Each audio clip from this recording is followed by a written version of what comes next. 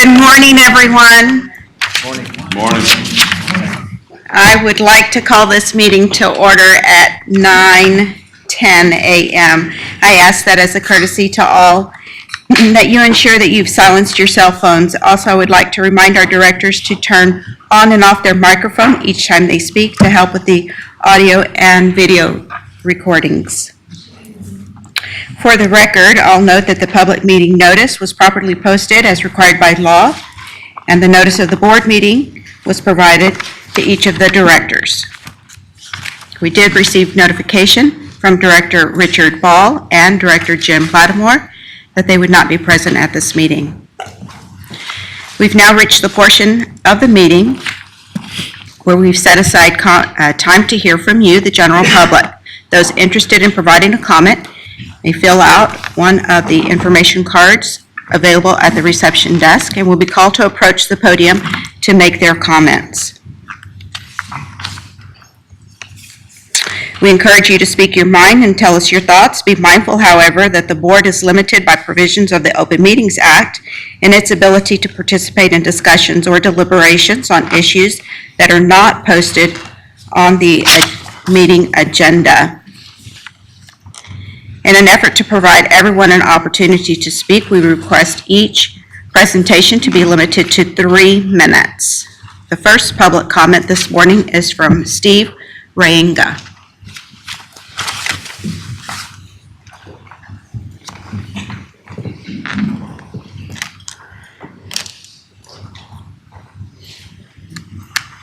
Good morning. How's everybody? Morning.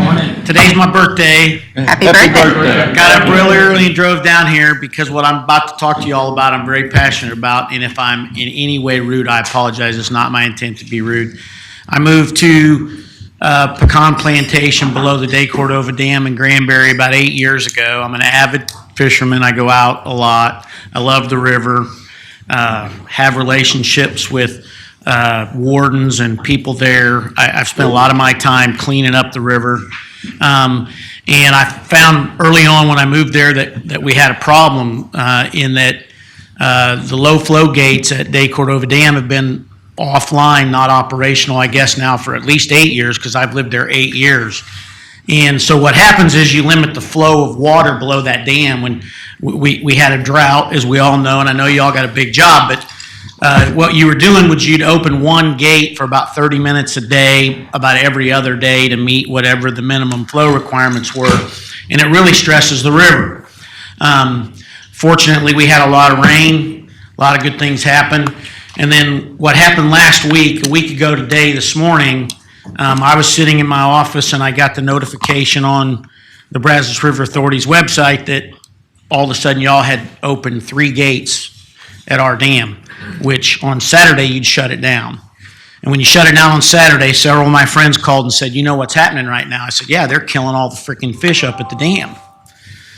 And sure enough, last Monday, and I've got pictures, if you want to get disgusted, you can get really disgusted. I go down to my boat, and as far as you can see, thousands, not hundreds like you try to spin it on your social media site, thousands of stripers, dead fish, stripers, sand bass, other fish, all the fish that were up in the still basin, they were killed, okay?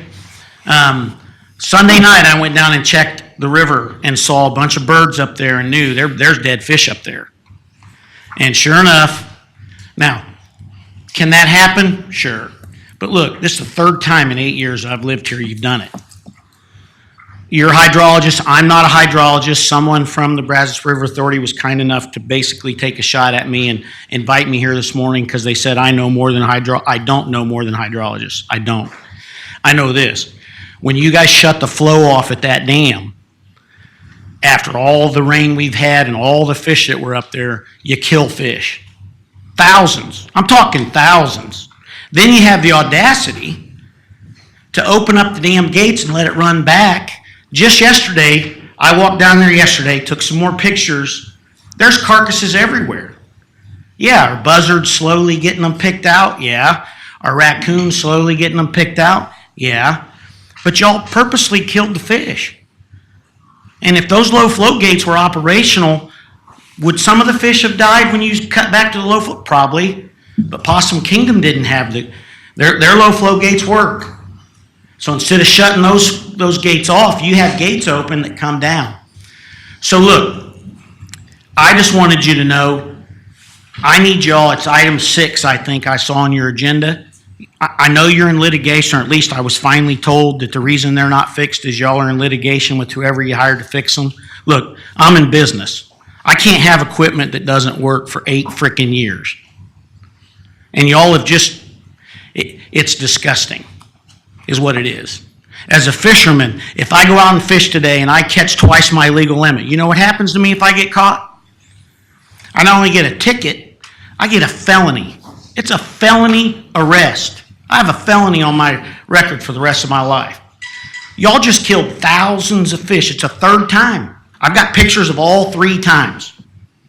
You know exactly what's going to happen when you shut those gates off in 100-degree weather. You're standing on top of that dam and you can see thousands of fish sitting there in that still basin. Thousands. So, not to just complain, but I got a solution. Why in the world didn't you know you're going to kill them? Why not at least net them and donate them?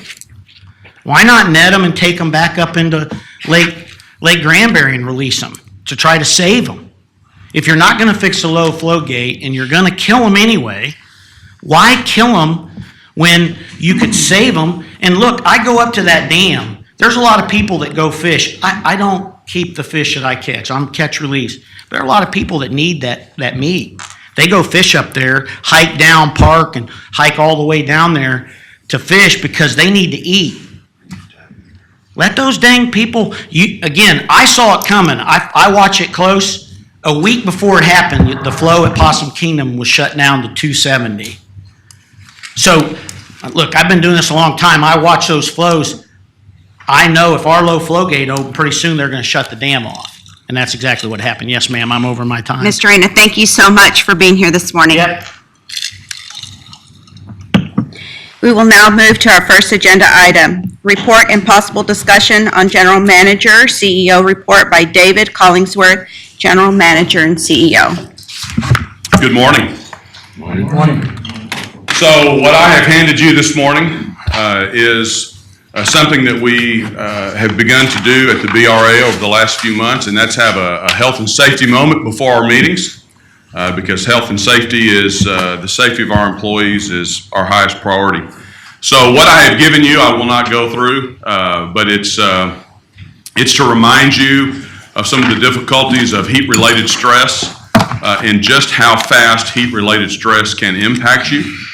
So we want you, as the real summertime rolls along now and we move into August, to be able to deal with that. So that's what that's for. As I alluded to and notified the board earlier in the week, we did have an unfortunate fish kill. It is a priority to us to try to avoid these types of situations. We own 3 dams.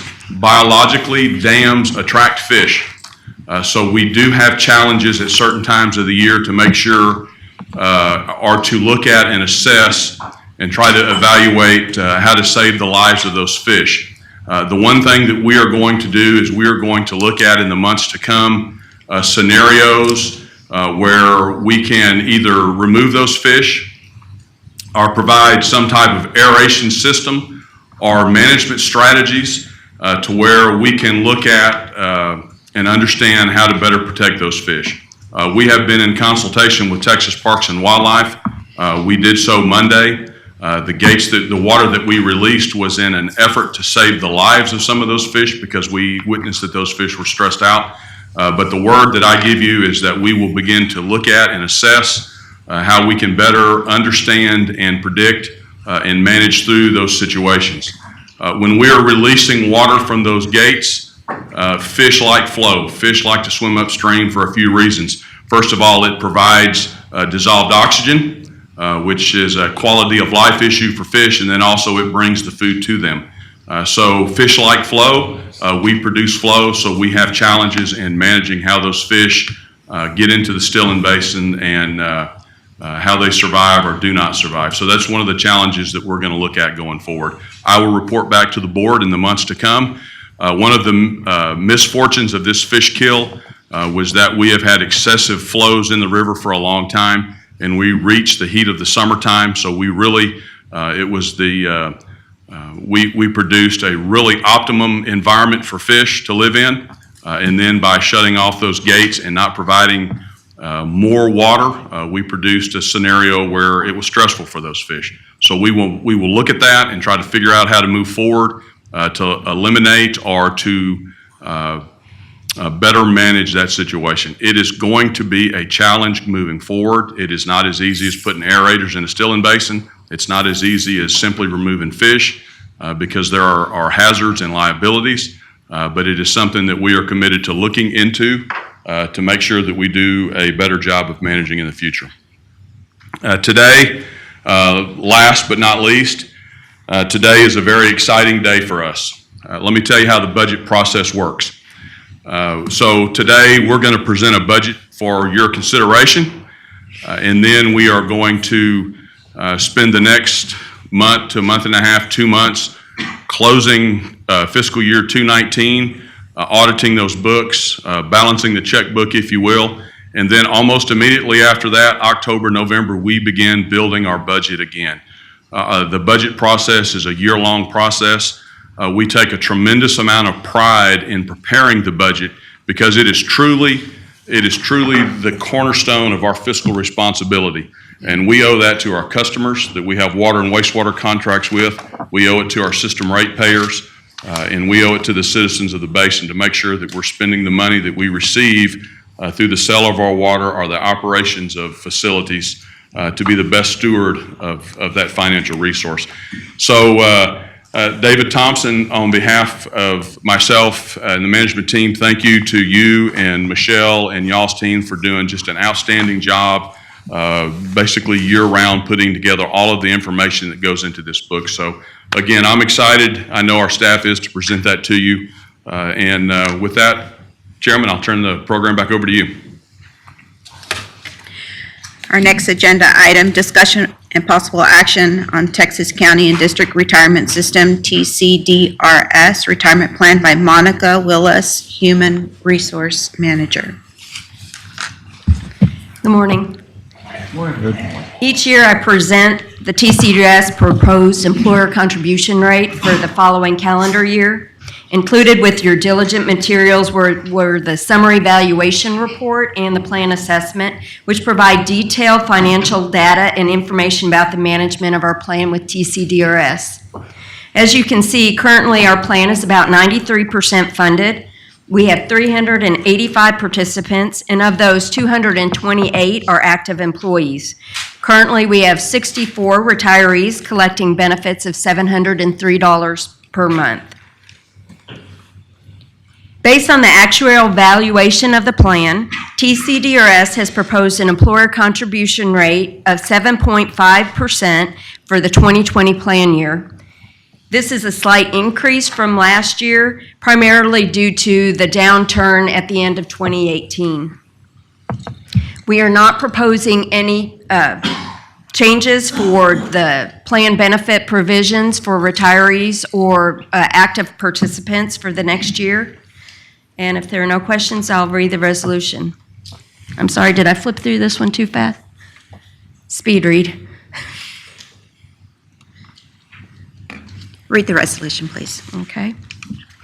Be it resolved by the Board of Directors of the Brazos River Authority that the Texas County and District Retirement System, TCDRS, plan provisions for the Brazos River Authority non-retirees remain the same for the 2020 plan year.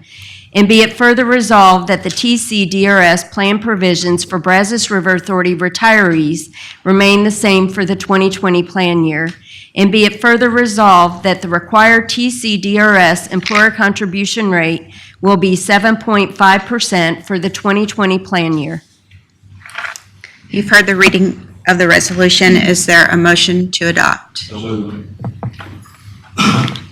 Motion made by Dave Scott and second by John Henry, Luton, Director Luton. Please poll the board. Presiding Officer Flores, Yes? Director Bell, Yes. Director Zaccanino, Yes. Director Bennis, Director Henderson, Yes. Director Huber, Yes. Director Crone, Yes. Director LaChance, Yes. Director Leslie, Yes. Director Lloyd, Yes. Director Luton, Yes. Director Rankin, Director Sanderson, Yes. Director Scott, Yes. Director Smith, Yes. Director Tallis, Yes. Director Taylor, Yes. Director Wilson, Yes. Item number 3, report and possible discussion on fiscal year 2020 strategic plan and financial forecast by Jim Forte, Planning and Development Manager, and David Thompson, Chief Financial Officer. Good morning. Morning. I'm going to talk to you about our strategic plan. In your materials for this item, you received a marked up or redlined version of last year's strategic plan showing you the changes and revisions that we'd made. The strategic plan is a product of your management team's input. Michelle Jouar and her staff look at the proposed budget and make sure that items that are included in that budget are representative of items that are in the strategic plan. What I'm going to do this morning is I'm just going to go through some highlights of some of the changes, and please stop me if you have a question. If I can't answer it, I'm going to point to the appropriate management team member to do that, so that you understand what we're about and what we're going to be doing over the next 12 months. Essentially, the mission statement and the guiding principles and even the goals of the strategic plan did not change. These were established back in 2007, which is just a couple of edits since that time. We still think that they're appropriate. Goal 1 is to develop water resources. This right in here is just some editing. One of the things that we are starting to be more active in, and something that has drawn a lot of attention throughout the state, is what happens at that edge between where you have a property owner using what they assume to be groundwater, and that property is adjacent to a river. There is a great deal of debate as to what that interface is, whether groundwater users are actually using surface water, how the surface water and the groundwater move between aquifers and that type of thing, and we are going to be actively involved in those studies. We're going to embark on an integrated water resources plan, even though there is a state and regional water planning process that is very efficient. That planning process doesn't consider the integration of those projects into the Brazos River Authority's water supply system, how that affects other strategies that we already have in place, and how all those strategies affect our cost and our business model. We think that having that available to us, going through everything that's available in terms of water resources, will be very beneficial into the future as we start prioritizing and attempting to undertake specific projects. Prior years, we talked about managing the dams, but we didn't talk about the facilities around those reservoirs, the campgrounds, the other activity areas. So we added that as a component. Chuck Wolf will talk to you, has already been talking to you, and will talk to you again this afternoon or later on in the meeting about the risk-based asset management program. Chuck will also can enlighten you on some of this infrastructure hazards information. But as things evolve, as we become aware of certain activities that need to be undertaken, obviously they get embedded in this plan, and then there's a corresponding area within the budget to address that. Did I go past? We already operate and maintain a number of water treatment and wastewater treatment facilities, both those that we own in terms of the East Williamson County plant, but also those owned by our customers.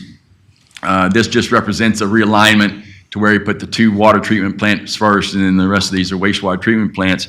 But we continually are asked by other entities throughout the basin whether we are interested in operating and maintaining their facilities. It's something that we've established as a core business. We have a very high reputation in terms of the quality that we deliver. Our customers are very appreciative of what we do for them, and we feel it's appropriate to use our expertise where necessary or where appropriate for other customers to come to us and us to take advantage of that, both from an operational standpoint as well as an economic standpoint. The more of these treatment plants that we have, the more of our overhead we can distribute outside of our water system to these facilities.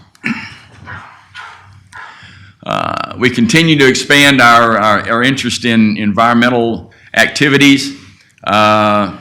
Tiffany Morgan has suggested that this language is now appropriate with respect to the various items that are in events that she's involved in. I think we've briefed you a couple of times on this, what we call the CCAA, again, that Tiffany has been pursuing with the U.S. Fish and Wildlife Department, as well as other studies that we're undertaking on our own volition. We talked to you when we mentioned the system operation permit and the distribution of that water, that we will be making a donation of firm water to the Texas Water Trust. It'll be the first firm water donation that we're aware of to the Water Trust. Been working very hard with Texas Parks and Wildlife Department to determine how that water will be used. Again, expanding our environmental and water quality activities and interests to continue to address water quality throughout the basin. Again, Chuck Wolf will talk to you later on today about our asset management and those types of activities.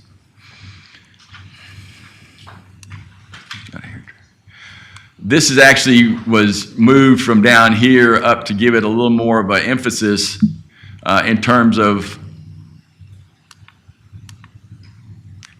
our transparency and our continuing efforts to become to be more available to the public, to have them informed of our activities.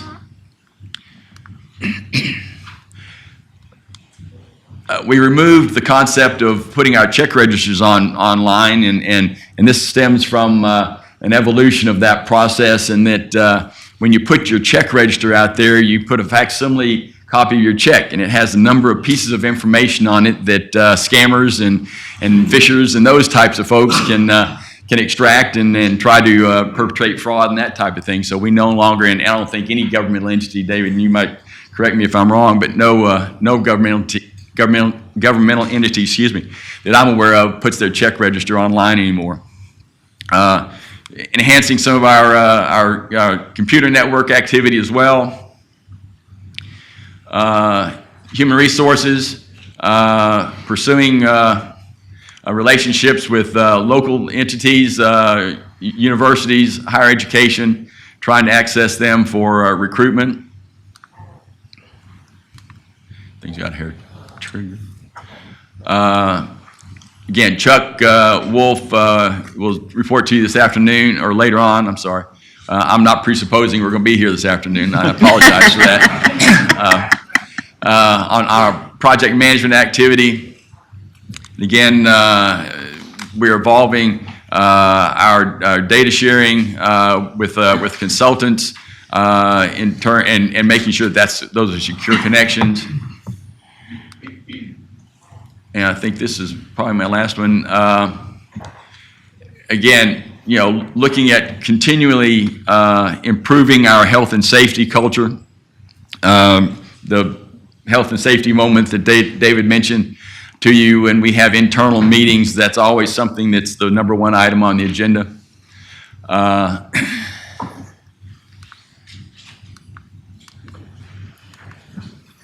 David, this thing's got a hair trigger, you gotta be careful. That completes my presentation. I'll come, if any of the board members have any questions or any edits or changes, yes, sir. At the very beginning of your statement, you said something I'd like you to clarify about groundwater possibly being surfaced. I'm not going to be an expert on that. Who wants to field that? Brad, you probably. Yeah, I can try. There's.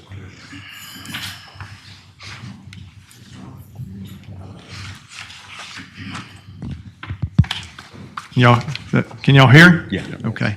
So some groundwater aquifers are really deep, and the water that's down there's been there for hundreds or thousands of years, and I think there's not much debate there. But whenever you're talking about shallower systems along the rivers, the Brazos Valley, down where Director Wilson is from, there's the Brazos alluvium down there, and there's, I guess, evidence on the side of pumping from the alluvial aquifer affecting the river and vice versa. And we feel like there's more and more evidence now of the relationship there. There's also the whole legal side of that as well, and lawyers can argue about it all day long. But as a river authority, we depend on the river to get water, downstream, to move water to our customers. And what we're focused on more is just improving the science so that we understand the scientific basis of what is the interaction there so that we can manage it more effectively. That's, in my opinion, what Jim was alluding to there. The body of data is not sufficient to really prove or disprove any of the variety of theories that aquifers contribute to flow or flow contributes to aquifers. And we've been working with, for example, with the Baylor University Geology Department for the last 3 years, studying the Brazos alluvium here in McLennan County, and we're going to extend that research further down the basin.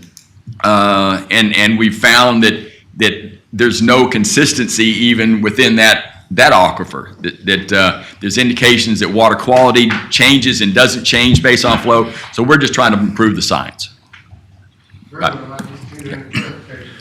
And this is an ongoing legislative issue, and what water belongs in the river, what water's going to recharge. And you've heard me say this before, especially with the mussels. If we're going to be on one side of an argument in the future on how that questionable water is managed, we just need some science. So that's what Director Leslie, that's what we're looking for. Is there any delineation of record, or how do you determine, particularly in Brazos County and Burleson County, where there's a lot of oil operations going on, they're drilling for frack water to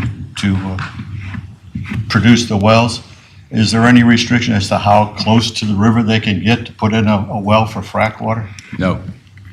And that's where some of the argument comes up that's where it depends on whose water you're using, because they use a lot of water for fracking wells. Absolutely.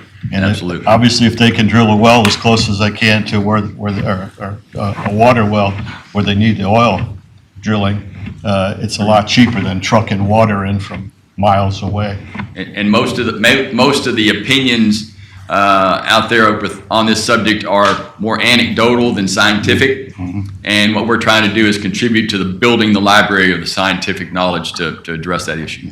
We're really not trying to restrict the ranchers from having water wells and all along the Brazos. I want to be very clear that we're not trying to do that, nor are we trying to claim water. We are simply interested in the science of determining how that water flows out of the river or back into the river, because we know that happens. So before that water war happens way down the road, we need the science to stand behind to take a side. That's good. Thank you. Yep. If you don't have any more questions, David Thompson is going to come up and talk to you about our budget. I'll come back on a subsequent item and ask you to adopt the strategic plan. So before David presents the budget, let me look in my crystal ball and tell you what I know and tell you what I don't know. I think it's very likely that we will see in 3 years, and it's the reason a lot of these fine folks are sitting behind you from the engineering world, and they're here because they're part of projects that we're doing or they're interested in projects that are coming. But the simple explanation, we have a lot of projects that we're fixing to be doing. So in 3 years, we could very well be sitting here talking about permitting Allen's Creek, a major pipeline project between 2 reservoirs, a Whitney pool race project, all while we're trying to put new gates into Lake Limestone for a project that's ongoing. So we have this tsunami of activity that's coming. And from an organizational standpoint, we're not large enough to deal with all of that. So as we've talked in the past, the organization has to grow. A team of us went to North Texas Municipal Water District. They're working on construction of Bodark Reservoir.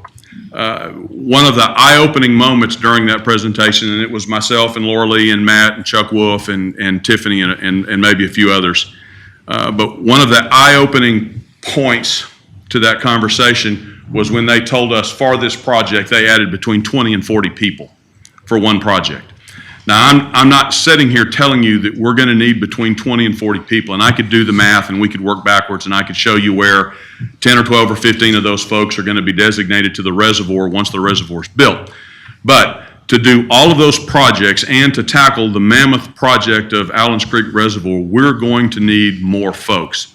Those folks are not anticipated in this budget because what we're trying to learn for Allen's Creek specifically is how and what resources we're going to need and how that's going to relate back and forth with Stantec, what their expectations of us are and what we're going to need out of them. And let me give you an example.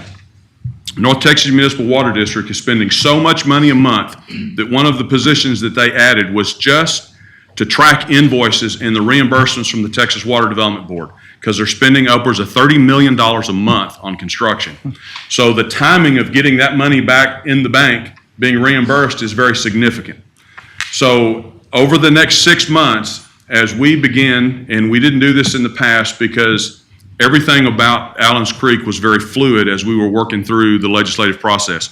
So over the next 6 months, we will begin to better understand, to do all of those things in 3 years, plus Allen's Creek, the resources that we need. Then we will come back to you and better be able to understanding where the lawsuit is, understanding where Allen's Creek is, better understanding Stantec's expectations of us, exactly what those resources are to do all of those projects.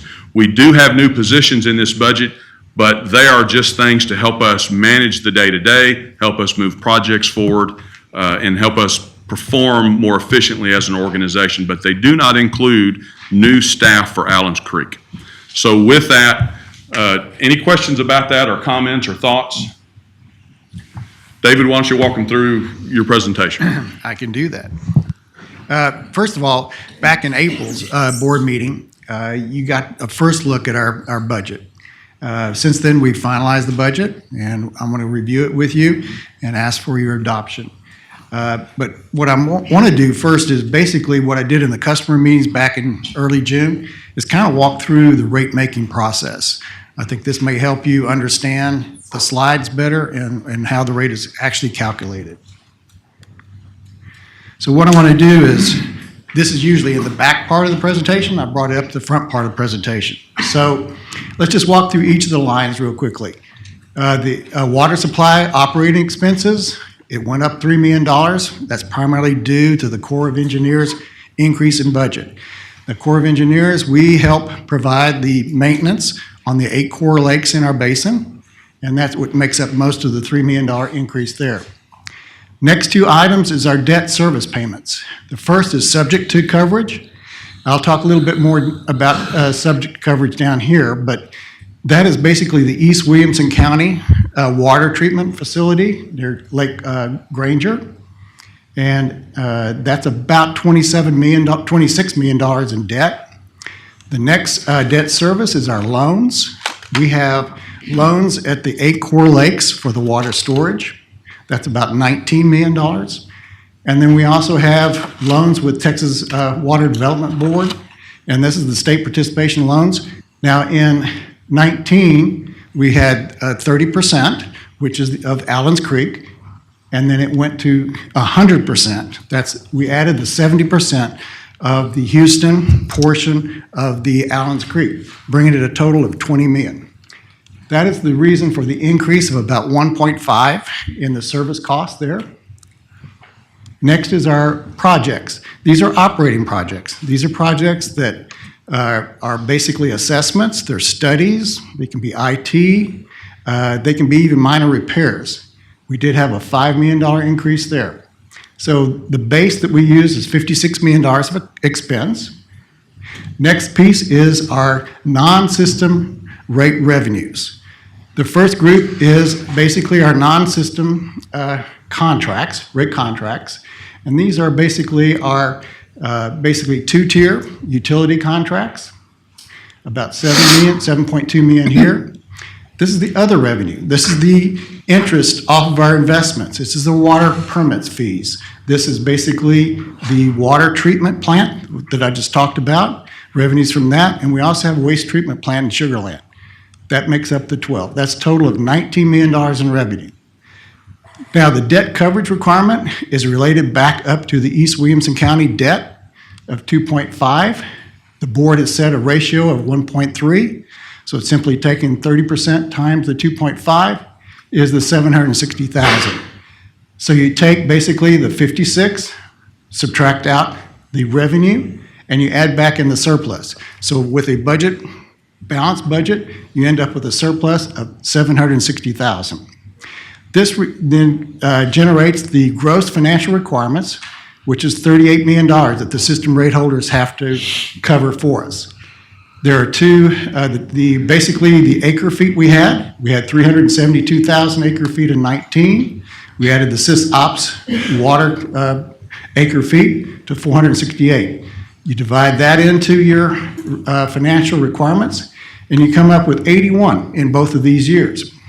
We have another tool in our rate-making process, which is the rate stabilization reserve that the board provided to us. We use this to help even out the rates from year to year so that we don't have huge spikes for our customers. We use 1.8 in 19, and we use 1.3 in 2020. The 1.3 is a product of the fact that we had Allen's Creek increase in service debt.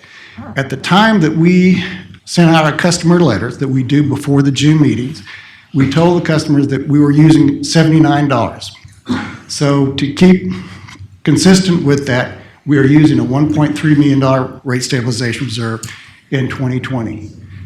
I can talk a little bit more later on about the rate stabilization reserve and how it's used and what the impacts will be in the 5 years. Any questions? Hopefully this helps a little bit. So now let's talk a little bit about the budget itself. 69.7 million is our total revenue. We just talked about the revenues and the pieces of this for our non-system rate. The rate stabilization reserve, 1.3 is a revenue. And then here's the 37 million coming from the $79 at acre foot. The other element we have is cost reimbursable revenue. And this comes from our customers that we manage facilities for our waste treatment plants, such as Dozier Farm, Temple Belton. We also have Williamson County raw water line that's in this revenue. For every dollar cost, we bill back our customer for that. Next is just how many acre feet we're selling, 719,000 acre feet. About 59% of it is our system rate holders.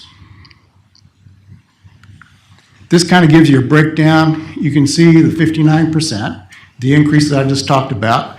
The next largest is our two-tier utilities that we talked about out of the non-system rate contracts. That's about 27%. So let's talk about the expenses. Right now, we're looking at a 2.4% increase for BRA-wide salary adjustments, 2.6% for performance and incentive pay pools, And benefits, this is a total of 5%, which is our normal increase per year for our groups, our salaries. Benefits is up about 13%, most of it's healthcare cost. We had a net increase of 5 full positions and 1 part-time position. And again, the 70% Allen's Creek debt service payment, which is from City of Houston, for $1.5 million. This gives you $69 million. Again, you can see if you back out the 12.7, which matches to the revenue, that gives you the $56 million that we use in our water supply expenses in our rate calculation. This just basically gives you a percentage breakdown of how we plan to spend the money in the FY 2020 budget. This is by departments. And again, the departments, the key numbers, Federal Reservoirs is the Corps of Engineers increase. We talked about the debt service, 1.5, and then the projects of a $5 million increase. And that gives you about the $10 million increase that we have in our operating expenses for water supply. This takes a look at our operating projects, which are part of the rate itself. There are a couple of projects here that we do get funding from other stakeholders to cover some of the cost. I do want to mention that the Corps of Engineers budget was $8.2 million. That represents about $18 of the $79 acre feet that we build into our rate. And David, let me add, at the request of our staff about 4 or 5 years ago, the Corps comes to our office now a couple of times a year and walks us through their projections and their budgets and helps justify their costs so that we can justify their costs to our ratepayers. And also, it's also very important that this money be funded because our water is stored behind Corps of Engineer reservoirs, and we need them, we need the Corps to be funded appropriately so they can do the projects that they need to do. But my point being that they spend a lot of time and we spend a lot of time looking at these numbers to make sure that everything's right. So let's look at the capital improvement plan for 2020. Again, about 70% of it is new water, and here's a little more detailed breakdown. And you can see 30 million of it is basically Allen's Creek, of which in the House bill is the $23 million payments to City of Houston. There's also the other major projects that David talked about earlier, and like the Tainer Gates, the Stillhouse Hollow Pipeline, Trinity groundwater. So our plan is to spend $47 million for next year. These next 2 slides is kind of gives you a breakdown of the lines of business. We talked a little bit about water supply and cost reimbursable, and this just helps you, gives you an idea of the types of business. This is where the rates are calculated for. This is basically a pass-through cost for our customers there. Next is an overview of the reserves. We start off at $85 million. This $85 million comes back in the February timeframe when we're creating the budget. Since that time, I guess that this number has probably gone up a little bit with less spendings. And then basically you start off with the surplus that you add back in, and then the expenses that you have from the capital expenditures, and then basically the state rate stabilization reserve that we utilized. That gives you the ending balance or reserves or working capital. Oops, went too fast. Which gives you basically the buckets. And these buckets are approved, these were set up by the board. And you basically have, we talked about rate stabilization reserve, contingency funds. This is unanticipated, unbudgeted O&M expenses that we might have. Working capital is 90 days of O&M, water supply O&M expenses, and self-insurance is basically risk-type expenses like casualty, property, those things like that we cover. This just takes a look at our debt structures, and we talked about the $14 million being added into the for next year. This is the Williamson County raw water line is on our balance sheet, but it is a pass-through cost to our customers. So I do want to mention this. We talked about this in April. Last year, the board requested us to take a look at what we're using for our financing for our customers who pay monthly or quarterly their water bills. And at that time, we were using basically a recovery rate of what we invest in. Back in February, we looked at the borrowing rates, and at that time, it was around 4%. So we did bake that into our budget for next year, for this next fiscal period. So let's take a look at the 5-year plan. And basically, it's a 3% to 6% increase against the rates. Raw water non-system is these are our contracts, is consistent with the contract terms. Our expenses, we increase it by historical 10-year index rolling average. Debt service, it assumes the city of Houston's 14 million. And we also have new debt in the 21-23. We did meet with Texas Water Development Board a couple of weeks ago to discuss what investing options we may have. And that was a great meeting to understand our needs and what we're looking forward to. So let's just take a look at the 5-year plan. And basically, as you can see, we still will probably use the rate stabilization reserve in 2021. This is the debt borrowing we have and the capital expenditures that we're planning on having over the next few years. This is the 90-day working capital of the water supply expenses.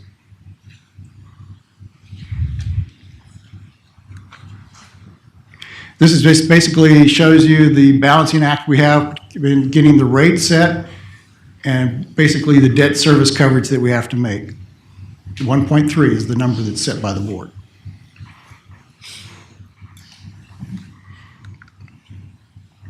This is a 10-year look at our rates. The goal is to try to give an even increase, not have any kind of hockey sticks with it. And that gives our customers an opportunity to forecast for their reasons too, to their customers too. And last is just taking a look at, the rate stabilization reserve. We're using it here, it catches up, and then we continue to grow the rates in an attempt to, out here, when there's a lot more debt and debt service payments, the goal is to try to keep the rates smooth. During this period where the rates are higher than what we need, it's self-funding our projects and covering our operating expenses. Y'all a quiet bunch. Any questions? Thank you. You're welcome.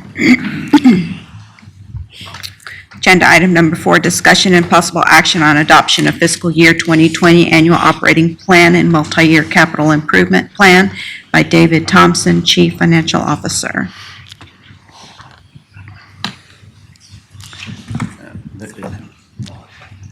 Okay. I'm going to read the resolution. Please read the resolution. No questions? Be it resolved by the Board of Directors of Brazos River Authority, open parentheses, board, close parentheses, that the fiscal year 2020 annual operating plan and the multi-year capital improvement plan, open parentheses, budget, close parentheses, as presented to the board at the July 29th, 2019 meeting be approved and adopted, including the following provisions. Be it further resolved that the general manager, CEO, is hereby authorized to make expenditures and enter into contracts for expenditures as listed in the budget in accordance with the Brazos River Authority's General Operations Practice Policy 2.01, authority and responsibility of the Board of Directors and the General Manager, Chief Executive Officer. Be it further resolved that the General Manager, CEO, is hereby authorized to make adjustments in the individual lines, items, amounts of the budget, provided that the total amount expended shall not exceed the total amount authorized for each operating division as follows. Water supplies, $56,277,526. Cost reimbursables, $12,692,872. Total budget, $68,970,398. Water supply, $47,082,000. Cost reimbursable, 0. Total capital budget, $47,082,000. Be it further resolved that the board hereby adopts the multi-year capital improvement project as presented in the budget. Be it further resolved that the board hereby approves and adopts a rate of $79 per acre foot of water annually for the fiscal year 2020, both for the system water rate and the interruptible water rate. Be it further resolved that the board hereby approves and adopts a rate of $55.30 per acre foot of water annually for the fiscal year 2020 for the agricultural water rate. Be it further resolved that the board hereby approves and adopts a methodology for water supply contracts, quarterly payments, or monthly payments to include a multiplier to be applied to the annual payments to allow the Brazos River Authority to recover interest lost on any unpaid balance, plus a service charge for administrative costs, including and not too limited to cost including the billings, accounting, and collecting of the quarterly or monthly payments. Be it further resolved that the methodology used to determine the multiplier consists of applying the current savings rate the Brazos River Authority would be earning on the funds if paid in a full annually to the unpaid balance on the monthly or quarterly schedule to determine lost interest, and the service charge shall remain at $20 per invoice to cover additional administrative costs for billings, accounting, and collecting the associated payments. And be it further resolved that the board hereby approves and adopts an annual interest rate of 4% and a daily interest rate charge of 0.0109589%, open parentheses, 4% divided by 365 days, close parentheses, to be applied for the quarterly and monthly payments for the fiscal year 2020. You've heard the reading of the resolution. Is there a motion to adopt Director Tallis and Director Huber? Please poll the board. Presiding Officer Flores, Yes. Director Bell, Yes. Director Zaccanino, Yes. Director Bennis, Yes. Director Henderson. Yes. Director Huber, Yes. Director Crone, Yes. Director LaChance, Yes. Director Leslie, Yes. Director Lloyd, Yes. Director Luton, Yes. Director Rankin, Yes. Director Sanderson, Yes. Director Scott, Yes. Director Smith, Yes. Director Tallis, Yes. Director Taylor, Yes. Director Wilson, Yes. Topic number 5, discussion and possible action on the adoption of strategic plan by Jim Forte, Planning and Development Manager. Not wanting to be presumptuous that you agreed with the strategic plan as I presented earlier. We decided to bring this back to you for a specific resolution to adopt it. I've got a resolution if nobody has any questions. Please read the resolution. Be it resolved by the Board of Directors of Brazos River Authority that the strategic plan, including the mission statement, guiding principles, goals, objectives, and strategies, be approved and adopted as presented at the July 29, 2019 meeting. You've heard the reading of the resolution. Is there a motion to adopt? Second. First by Jen Henderson, second by Dave Scott. Please poll the board. Presiding Officer Flores, Yes. Director Bell, Yes. Director Zaccanino, Yes. Director Bennis, Yes. Director Henderson, Yes. Director Huber, Yes. Director Crone, Yes. Director LaChance, Yes. Director Leslie, Yes. Director Lloyd, Yes. Director Luton, Yes. Director Rankin, Yes. Director Sanderson, Yes. Director Scott, Yes. Director Smith, Yes. Director Tallis, Yes. Director Taylor, Yes. Director Wilson, Yes. Agenda item 6, discussion and possible action on Lake Cranberry project remediation by Michael McClendon, Upper Basin Regional Manager. Thank you and good morning. We have brought this item to the board through the various stages of the project as it's progressed. As a brief review, it's a maintenance repair project at De Cordova Bend Dam where there have been both engineering and contractor issues associated with the project.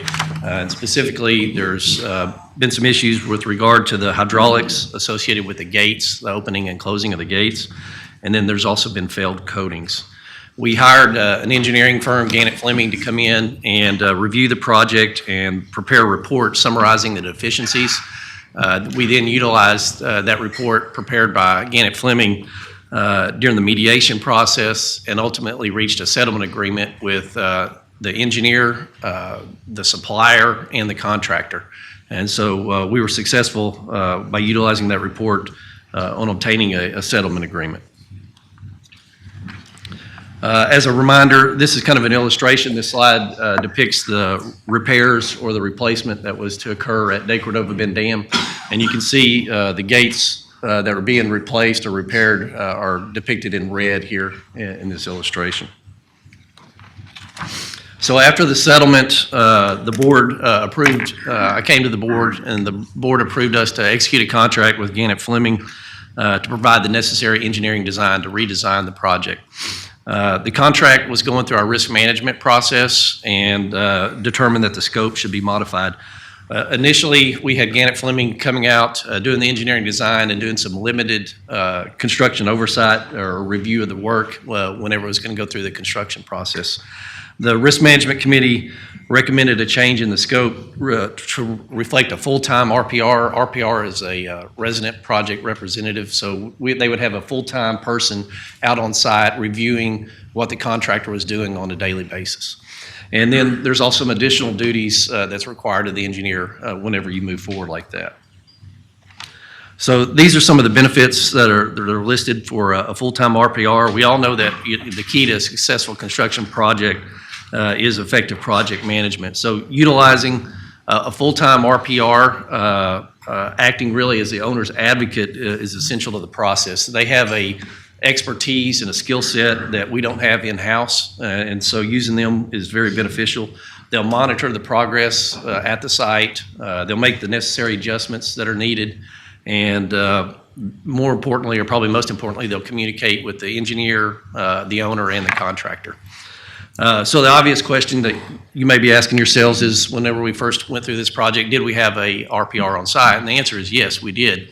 However, as I said earlier, we had a settlement agreement, and the firm that provided those RPR services contributed significantly to the settlement agreement based upon their performance.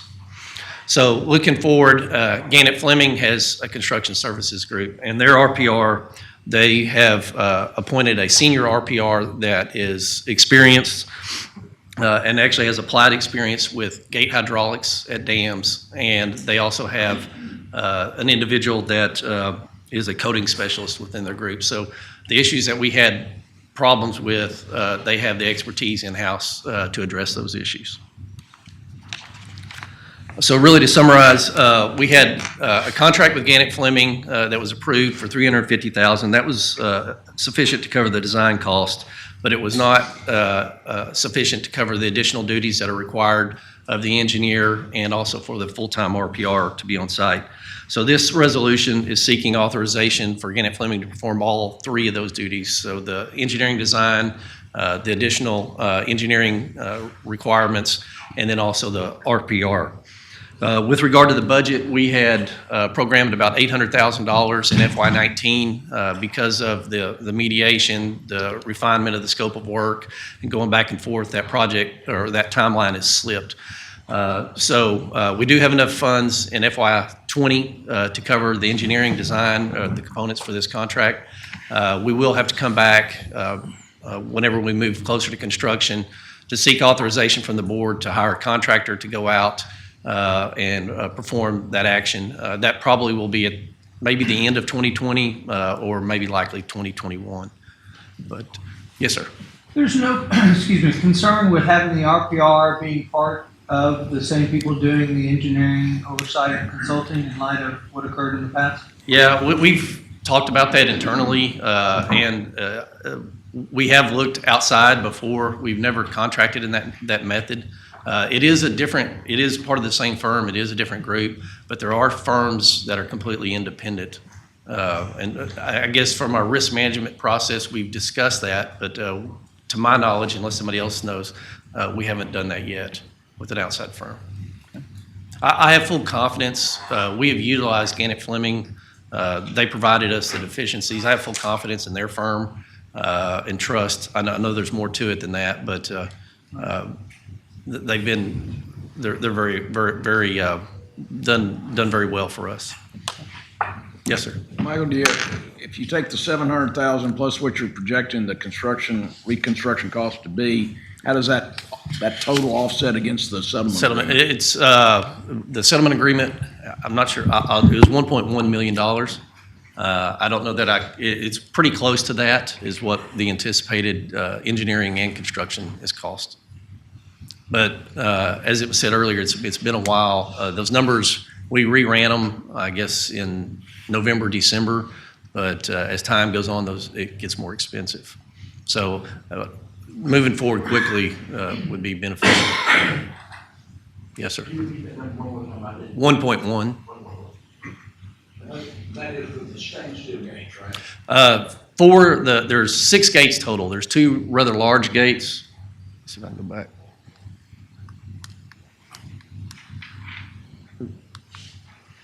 So there's 2 gates here. These are 84 by 96. Those will be replaced.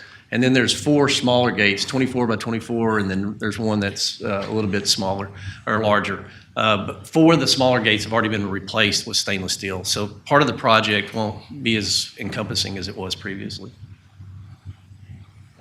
Yes, sir. Yes, sir. Does it function at all now? Yes, sir. We could not utilize it during the mediation and settlement process whenever we wanted to, but every time we did, the contractor would claim that we were messing up the hydraulics associated with it, so we could not use it. However, we're using it right now, matter of fact, but sometimes it's better to pull, when you saw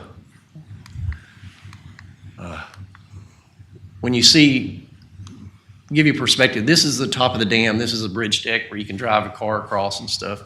This is where these gates pull, and they're significantly lower in the reservoir. So you're pulling water that's anoxic or lack of less oxygen. So utilizing the Tainer gates that we were doing for a while is actually contributing more oxygenated water to it. We have started utilizing the low flow gates, and there's some baffles that we have, and so they are providing some water to it. But we were unable to utilize them for a significant amount of time. When were you able to start utilizing them, roughly? Probably within the last 6 months? No, a lot less. Probably within the last month or 2. Okay. Yeah.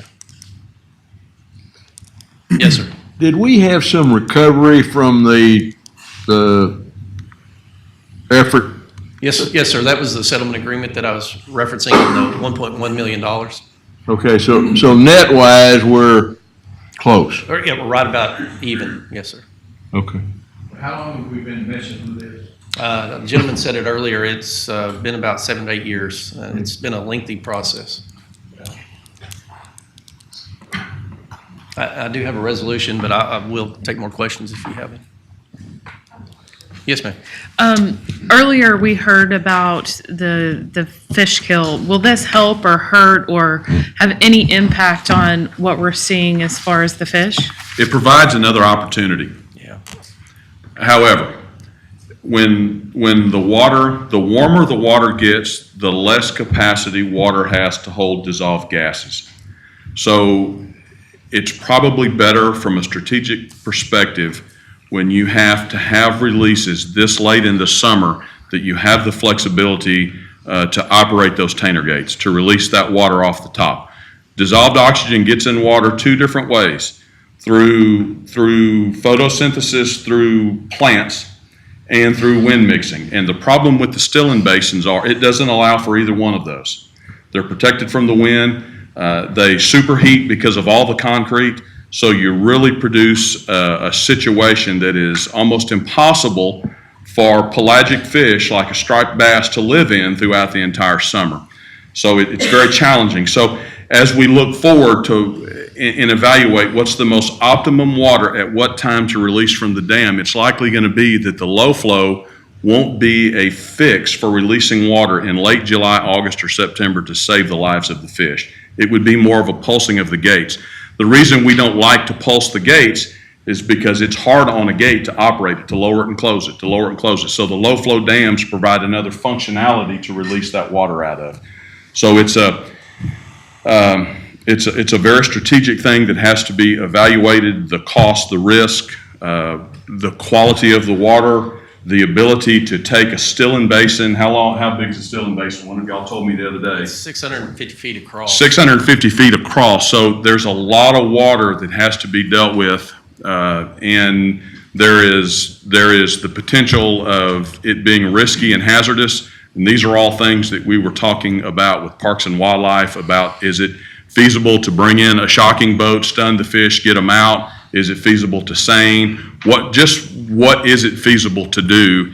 And we just need time to evaluate that. But Director, I think we would look at both of those, but I think this time of year, you're probably going to get more benefit in releasing that water off the top of the lake. Because of that mixing, it's going to be better oxygenated than that water coming from deeper parts of the lake, would be my 2 cents. And there's a big balancing effort. You got to balance the risk or the benefits to the fish versus the water supply as well. So, Seeing there are no other questions, please read the resolution. yes, ma'am. Actually, I have one more comment. Okay. I'd like to second what you said about having the full-time project representative as a part of the engineering team. Having been through that myself, I really do have an issue with the oversight, who is oversight for the owner, also on the design side. I think that could be bad from an owner's perspective, just because who are they working for? Are they working for the engineer or the owner? And there could come a time when it's not the same. So I have some reservations with the project representative also being the engineer. Just wanted to put that out there. Thank you. Did you want to say? Yes. A conflict of interest. Can you turn on your microphone? It really is. I don't disagree with that at all. I think you need to really be careful in those situations. We've seen in the past, apparently, as Jeff mentioned, that you can have some concerns in that type of scenario. So I think that we need to really, really be careful when we do that. So am I understanding that you will bring this to the board later on in 2020 and for more of this discussion on exactly who you bring on to be that? No, ma'am. The intent here is to bring on Gannett Fleming as the RPR for that with this project. Gannett Fleming will serve as RPR. It's a separate division. It's their construction services group. I don't know if that provides any. I completely understand, because I've thought of that as well, looking into the future. But this particular agenda item or resolution or request is seeking to utilize Gannett Fleming as the RPR. As I said earlier, it's a separate construction services group within their organization, but it is the same firm. All right, Director Thompson. I'd just like to say, I fully trust y'all. It's just that we just have to make, quite frankly, your butt's on the line, because it can't happen again. And so, as obvious as that sounds, as long as y'all are comfortable with that situation, they understand the history, and we have a certain bit of, it may be continued oversight by our staff, I'm comfortable with supporting it. We just have to double check, triple check. Right. And I have full confidence in this firm. My dealings with them, as you said, my butt's on the line, and this is one firm that I do fully trust and their capabilities. Fine with that. I think we can hear from our risk management person. That'd be good. Talk to us about that process. Maybe I'll put my butt with Mike's butt. So I think it's very important for us to keep in mind that there are definitely two schools of thought within the civil engineering industry about how this phase of services are provided. Typically in transportation, other fields, this would always be a completely independent service because the designs are very straightforward. They're very direct, and they're things that you can bring in a completely independent party, and they can develop a general understanding of the contract documents. In the water industry, in particular, in very complicated facilities such as the low-flow facilities, it is more typical to have the design engineer oversee the construction phase services. It's actually pretty much embedded into the state's requirements. TxDOT will do it differently, but their projects are very different in nature. So, at least from my experience, having been on both sides of these contracts and having done this work this way, yes, the owner definitely has to provide a level of oversight to make sure that the resident project representative is serving the owner's interest and not the engineer's interest. But there is a very significant value in having that RPR be from the design firm, and that's with the complete integration of what the design intent of the project is.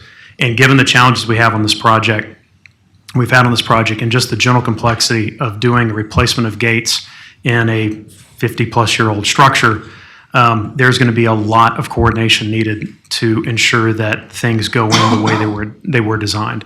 So there are pros and cons to the different approaches. I will tell you, in complicated water wastewater projects that I've done, I've seen third-party construction managers come in and create just as many problems as benefits because they're trying to find something to prove that they have a reason to be there. So when you have a really solid engineering firm like Gannett Fleming that has done yeoman's work to try to investigate the situation, understand it, and are looking to put people that are really qualified to provide the service, it's probably in our best interest from a risk perspective to continue to move forward with them as the RPR. But this is something that, as we talk about our project management approach and how we oversee projects, is a significant focus of ours in getting better at making sure that those RPRs are doing their job. Yes, sir. And the oversight I'm gathering from what was said and what Jeff did. Thank you so much. The oversight. There you go. It works. The oversight I'm gathering is an in-house, primarily in-house oversight, or do we have a third-party oversight? I think you may have. So the in-house the oversight is in-house. We have a construction management function that serves in technical services that works with the basin managers and their local teams. So there are a couple sets of eyes that are on the team. But this is more than just reviewing their invoices and ensuring that they haven't exceeded contract limitations. It's making sure that they've done their daily documentation, that if there are issues, they're bringing them up in a timely fashion. When they're reviewing requests for information or submittals from contractors, that they're doing that per the contract requirements in a timely fashion too. So what my group does is provide more of the technical oversight and coordination. Sure. And then what Mike's group or Brad's group, if it's in the central and lower basin, would do would be to provide more of the project management, project coordination support. Am I kind of correct in assuming that you're suggesting, well, it's probably not a good idea to have some level of third-party or outsourced, I guess, a belt and suspenders approach in terms of this inspection and oversight, just to kind of have maybe someone else on the hook, if you will, but, you know? Yeah, I wouldn't say that as a general statement for all projects and all considerations. Certainly, we talk about Allen's Creek. There's going to be a capacity limitation that we can do internally on larger projects like that. But certainly for a job of this magnitude, adding another player into the mix creates another coordination point, another potential failure point in the communication with the contractor. And that could actually be more detrimental than us doing the work through an RPR. So your recommendation then is to do it in-house? Yes. Very well. Director Bennett. Thank you. Having seen our challenges, I think I would like to make this statement, Chuck, and thank you for making this recommendation. I too agree with trust management, but let's all agree that if Gannett comes back after we've given them a commitment, not only to design what we don't know exactly what's going to be the design and the ultimate cost, and we've committed to let them construct whatever that is. And this is really a legal contracting issue that we can resolve it in, but I don't think we should be interested in ever hearing from them about, oh, it was this or it was that, we need to spend more money on designing what we have already paid them for. And that's what we seem to have experienced in the past, whereby, whether it be our contracts or whether it be, just the challenges of unknowns. But if we're going to make a commitment to them, and I agree, there are a lot of good benefits on having the design guy, because they can't blame the outside firm now. They did it. It's all one. So there's great benefit there. The challenges, though, that we have seen, and why you're part of our team, Chuck, when we're glad, is that we don't have. So when it comes back and they need another $400,000 because they did not do their initial design work well, that's when we're going to have a real problem. Wouldn't everybody agree? Mm-hmm. I mean, we're committing to them on both parts. So I just want us to tighten that up, which is what you're doing. And how do you measure it? What will it look like? And that's what it's looked like in some respect in the past, some of the challenges that we've had on these very, very challenging technical projects. But we're paying a lot of money for paperwork, design, and math calculations, and they've got to stand behind it. And so let's make sure we contract so that we are not exposing ourselves. Because once we're in and we've spent $700,000 on design, we can't get out of it. That's been our problem in the past. And we need this fixed. We need to get it done. And I just want us to agree of what we don't want happening again and what seems to happen too often. So if we can contract it, that this is all the design money they're getting. And if they run into a problem, they should have designed it better. Can I respond to that? You're absolutely correct, and that is how we contract. In fact, on this project, the way we were able to recover the money to pay the secondary firm was the fact that we had not to exceed contracts that were very strong, and we were able to recoup our dollars. So we had a project that was failed. We had recovery of those funds. Now we're going out several years later, granted, and getting it done. This firm, just for clarification purposes, they came in and they assisted us in the process of seeking sort of legal redress, pointed out the failures, and helped us prepare what is an alternate plan for remediation of the facility. So they did that design work. As we've gone forward and considered where we were going to go, where this addition is, initially we did not plan on having sort of the RPR daily person on site watching every day. This firm has come in and made recommendations like, for example, one, putting cameras in during construction so that there's, video recording of the work the contractor's doing to help. Is that a perfect solution? No, but they were actually uncomfortable with the fact of only being on site time to time and recommended the additional coverage of having an RPR, which is a resident project representative. So I think they recommended to Mike, hey, we think you'd be better served to have somebody there day in and day out. And that is a costly factor, but at the end of the day, we think it'll help us get the project done. So that's exactly what you're saying. We're adding that cost. But I assure you, in all of our contracts, we put in not to exceeds. We make sure that, we don't just sort of turn the keys over. We want our consultants to be paid fairly, but we want them to do a good job for us and to be responsible. These contracts will be done in the same way and in the same fashion. So, Thank you, sir. Ms. Lorley. Director Ford. Taylor. I think on the total cost of 1.1 whatever $1 million, I don't think this is a particular issue on a project of this small a size, and it really is in the scope of things compared to what you normally do. This is a little bitty project. I think this is fine, but I would personally not like to see this system used on Allen's Creek. I think you need third party on a big project, just from my experience. That's all. Director Henderson. This is more of a question for you. Has there been a precedent set before to use the same engineer and oversight, or is there a precedent that it's separate? I'd have to turn to staff. I don't think there's a precedent that we've done either one independently at all. I think it depends upon the definition of precedent. I'm not trying to be squirrely on this, but this is more of our standard approach to how we've done work. But it's my understanding that we look at each individual engineering team's capabilities and whether those capabilities can help us through the construction phase to provide these services. So it is something that we leave as an option to us, but I do know that we have contracts where these services are not provided by the design engineer because it's not something where they have a competency that would give us a benefit through doing that. Do we have any where it was the design engineer? Several. Okay. But we could go either way in the future. We can do, you know, whatever through the risk assessment and whatever the board's pleasure is and whatever, you know, we can continue to bring the risk associated with going both directions and let you understand the pros and the cons, because there truly are pros and cons for going down both paths on different projects. And just so you'll know, on Allen's Creek, and I've already talked to Bill Swanson with Stantec, he's going to be our project manager, he's in the back. We have already contemplated the project's going to be so big, there are going to be times that we're going to have a third set of eyes to come in and not only check are we getting the value for our costs, but to help them look at soil compaction and some of the specifics of the project to make sure that the very vital parts of that project are getting engineered correctly. So we're open to either one. All right.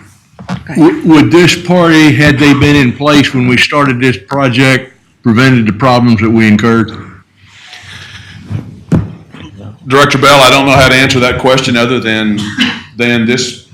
We are very impressed with this firm. They've brought a significant amount of expertise dealing with these type of gates.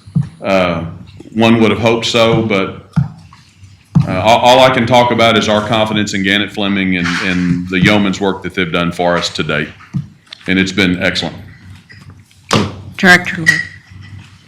I just want to echo what Director Taylor said, and going forward, if we're going to be asked to approve something like, I'm going to vote for this.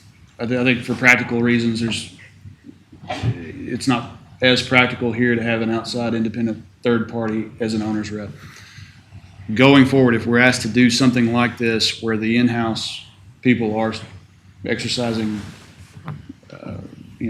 oversight of themselves, I'd like to see an analysis of why we rejected and didn't go with the idea of an independent third-party person. I think that would probably help everybody here, because I believe you got there anyway, but I'd like to see the work behind the numbers, Okay. I guess, show your work a little bit. But I'm going to vote for this. I think it's the right thing to do. It's a practical matter. Yes, sir, Director Samuelson. I think the big concern, at least on my part, is that, you do these things to get them done, and we've already tried to get it done once, and then there's been some really crying shame, really, some things have gone on as a result. So just make sure we do, whatever we do, we get it done this time, get it done preferably right, obviously, but get it done and not have to go through this whole 7-year ache again. And this is the way to do it, and then great. Director Henderson. Would it be wrong or okay for us to ask someone from Gannett Fleming to tell us what exactly it is that they have in the two different departments so I can better understand? I'll be honest, I'm still on the fence about it just because I'm in the engineering industry. And it bothers me a little bit to have that.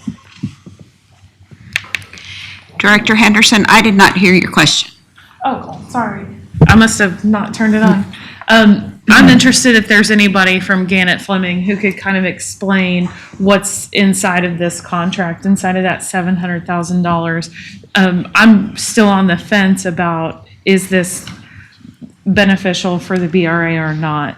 It is relatively small, technically speaking, but it's not having the third-party oversight and having the representative under the same insurance and liabilities that the engineer's under. I'm just still on the fence about it. Can we call for the vote if you want, at this point? Can I call for the vote as a matter of? So we need to hear the resolution. Well, yeah. So, There hasn't been a motion. We assume there's no one from Gannett here to make that, give that explanation. That's correct. That's my Correct. point is, Yeah. unless she's gonna make a motion that we delay this based on that, correct. then we go ahead and read the motion and call for the vote. Yeah. Yeah, that makes sense. You can make the motion. So, We haven't. To me, yeah. the question is, what is there downside to delaying if somebody's going to do that? I'm not saying I'm going to do that, but I think we need to know if there's urgency to this, if we put it off to the next meeting. If you're asking my opinion, I would say yes, but, I mean, that's entirely up to the board. So I think what I hear is that there is a motion on the table to delay this vote. No, He didn't make that motion. No? it was a speculative question, I think. We understand all the concerns. I think we need to vote. Yeah. Just Okay. note all of the All right, so reservations. let's read the resolution, please. The following resolution is presented for consideration of the Board of Directors of the Brazos River Authority for adoption at its July 29, 2000 meeting. Be resolved that the Board of Directors of the Brazos River Authority hereby authorizes the General Manager, CEO, to negotiate and execute a contract with Gannett Fleming, Inc. to perform engineering, construction oversight, and consultant services to effectuate resolution of the Day Cordova Bend Dam low-flow facilities in amount not to exceed $700,000. You've heard the resolution. Is there a motion to adopt? Director Tallis and second by Director Smith.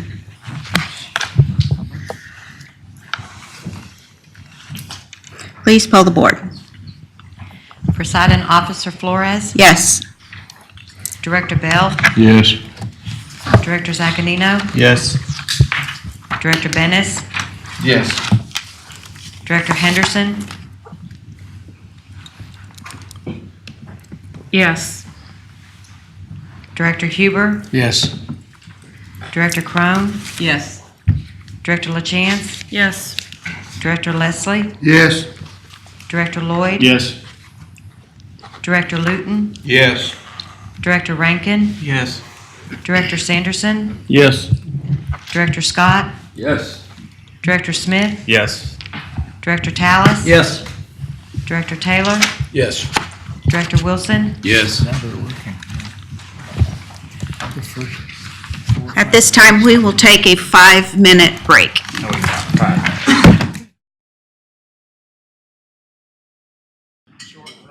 We will now reconvene at 10:45 a.m. with agenda item number 7. Discussion and possible action on the interlocal agreement with the City of Georgetown for joint study of aquifer storage and recovery in Williamson County, led by Brad Brunette, Central and Lower Basin Regional Manager. Good morning. Good This is morning. an action item for authorization to enter an interlocal agreement with the City of Georgetown to evaluate aquifer storage and aquifer storage and recovery project in Williamson County. And when we talk about aquifer storage and recovery, or ASR as it's called, it's basically just taking excess surface water when it's available, treating that water, and then putting it and storing it in an underground aquifer for later use. For this particular project, we're talking about looking at Lakes Georgetown and Granger as potential sources for the water and storing it in that water in the Trinity Aquifer in Williamson County. Uh-oh. I need to get Jim to come run the clicker for me. So Lake Granger and Georgetown would be the source, and the aquifer that we're looking at would be the Trinity Aquifer, which is the hashed area that you see in the green color there. When you think about the last 12 months of the year or so, we've had a tremendous amount of water all across the basin, and also at Lake Georgetown and Granger are no different than elsewhere. So there's a lot of times like we've had over the last 12 months or so, when we've got extra water in the lakes, it's ultimately going to go downstream to the Gulf. And the thought is, you know, if we could figure out a way to capture some of that water and store it where we've got it for use later on. And we've been discussing this particular project with the City of Georgetown and its engineer, CDM Smith, for quite a while now, and we're ready to move forward with them. The city is really interested in exploring this both as a long-term water supply strategy, but also for seasonal peaking. And so in their case, they would take and treat the extra water in the wintertime when their treatment plant, I'm sorry. I'm getting car sick. Okay. I touched the button one time, I promise. So they would take the water for seasonal use, treat the extra water in the wintertime whenever their treatment plant's not running full tilt, put it in the ground, and then have that water to take back out and use in the following summer. What we're wanting to do with BRA's side of this is look at considering the feasibility of this for incorporating it into our East Williamson County water treatment plant. You know, we have the surface water treatment plant there. We're in the process of adding groundwater with Trinity wells there, and we think this is something that we need to look at as we move forward with that process there at East Williamson County. Another thing, ASR, if any of you followed the last legislative session, it's gaining a lot of attention at the legislative level. It's something that the legislature is wanting our state to study and evaluate in more detail and hopefully be a strategy for some of our future needs in the future. And I think there were several bills that were passed in this last legislative session that aim to advance the ball with ASR projects in general. This particular project, the plan is to jointly fund this project with the city of Georgetown. The fee estimate is $165,000, and that's the total fee estimate. So us and the city of Georgetown would share that cost.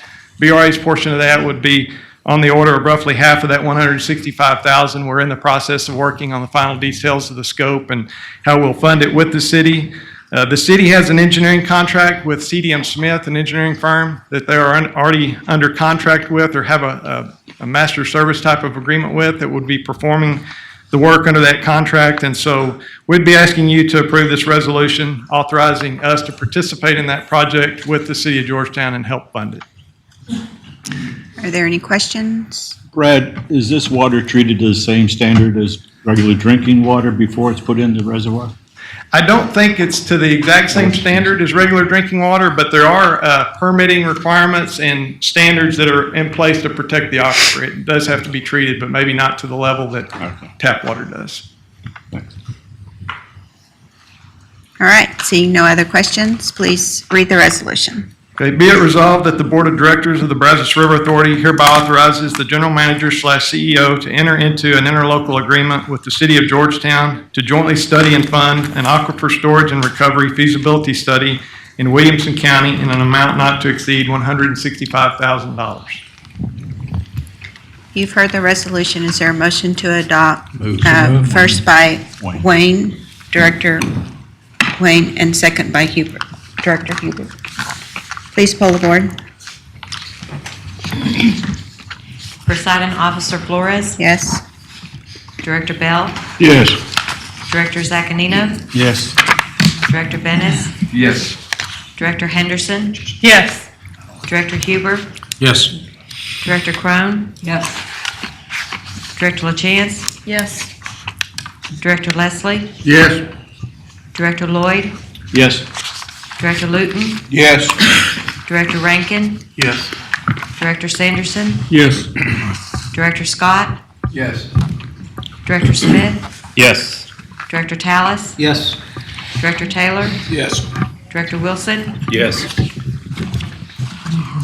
Agenda item number 8, discussion and possible action on an interlocal agreement with Texas Parks and Wildlife Department for invasive species by Brad Brunette, Central Lower Basin Regional Manager.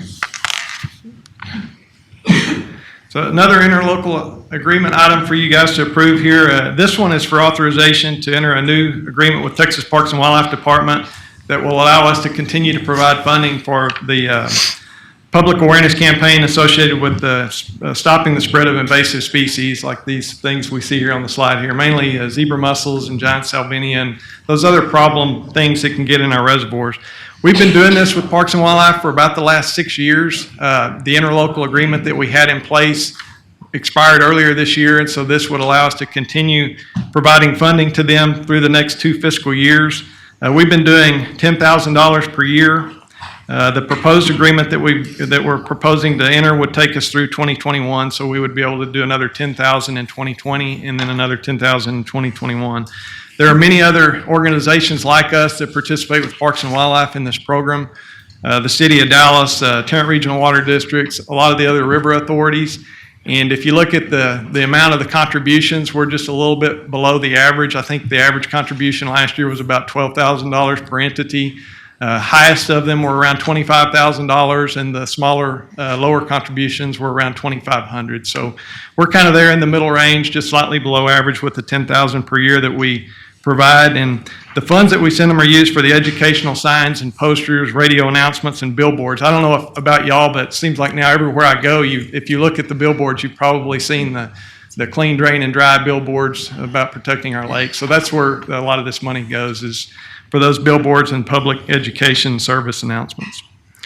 I've got another resolution here on this. I'd be happy to answer any questions that you have before we read that. There's a question from Director Ford.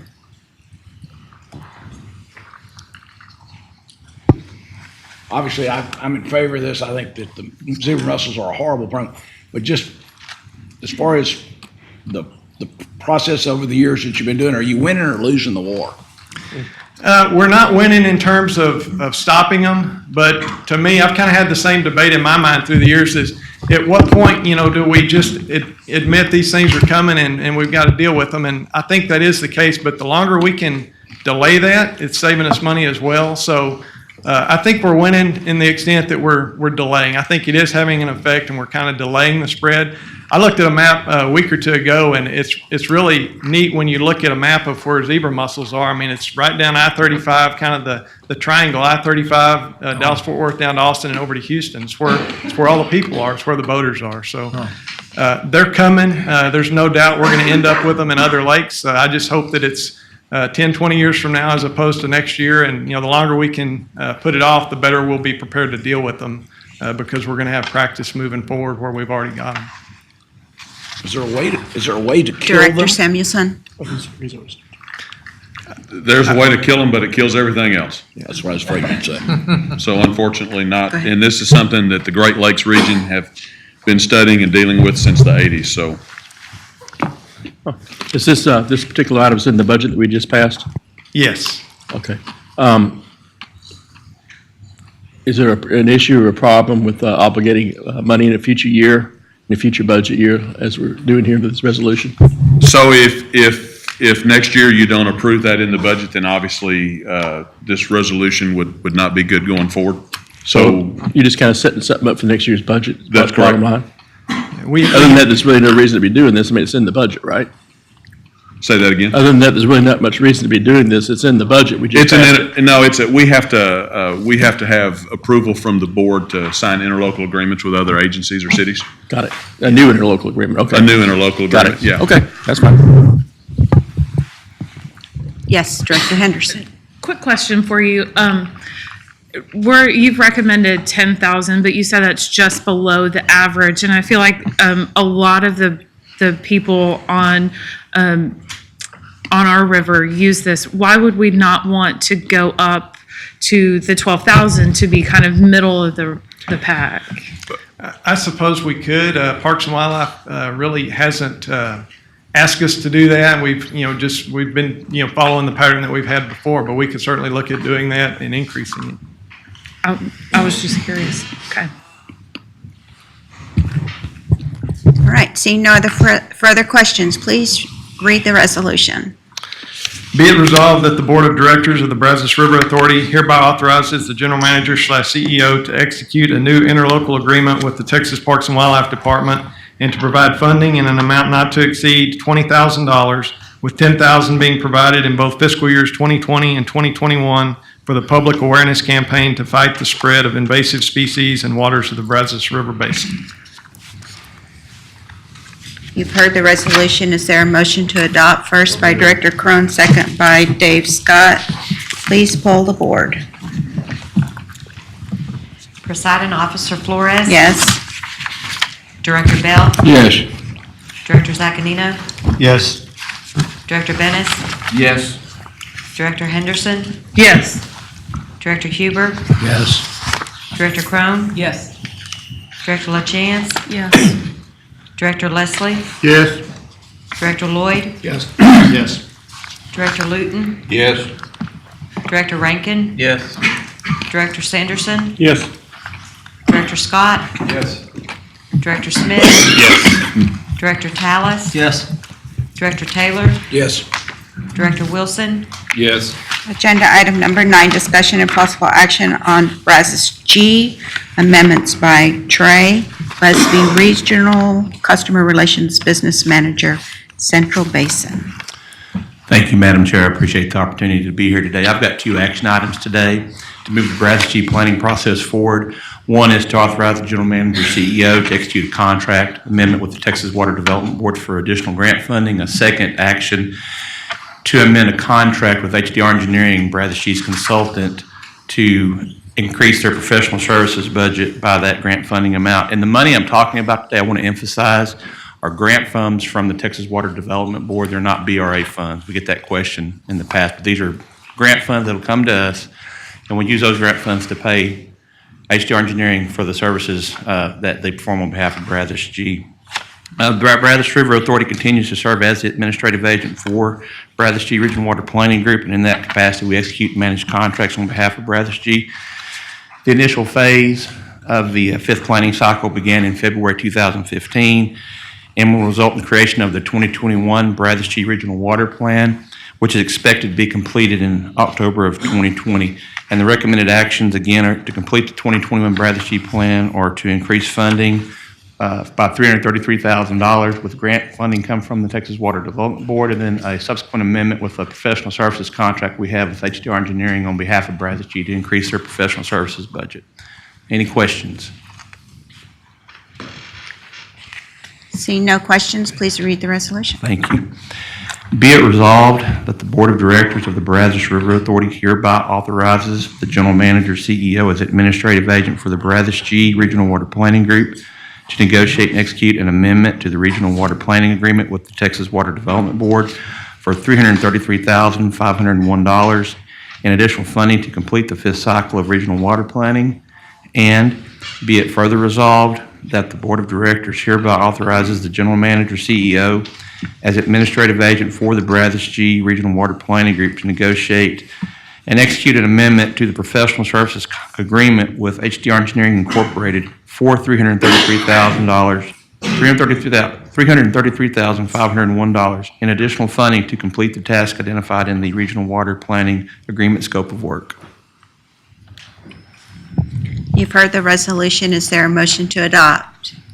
First by Judy Crone and second by Director Henderson. Please poll the board. Presiding Officer Flores, Yes? Director Bell, Yes. Director Zaccanino, Yes. Director Bennis, Yes. Director Henderson, Yes. Director Huber, Yes. Director Crone, Yes. Director LaChance, Yes. Director Leslie, Yes. Director Lloyd, Yes. Director Luton, Yes. Director Rankin, Yes. Director Sanderson, Yes. Director Scott, Yes. Director Smith, Yes. Director Tallis, Yes. Director Taylor, Yes. Director Wilson, Abstain. Agenda item number 10, discussion and possible action on revisions to water contracting forms by Kenny Jenkins, Staff Counsel. Good morning. Good morning. I'm going to talk about the water contracting forms and revisions we've made to them. We currently have 4 different contracts, a system water availability agreement, interruptible water availability agreement, and 2 ag forms of the same contracts. We haven't revised them since 2010. And with the upcoming sale of SysOps water, we wanted to update the contracts and address other issues such as changes in statute, state water conditions such as drought, and our current operation policy. The SysOps permit will require certain provisions in the contract that we don't currently have, and they're addressed in blue when we get to the contract. TCEQ has changed some statutes that we have to address, such as drought contingency plans and water conservation and reporting requirements. And we wanted to ensure consistency with the water policy and our practices.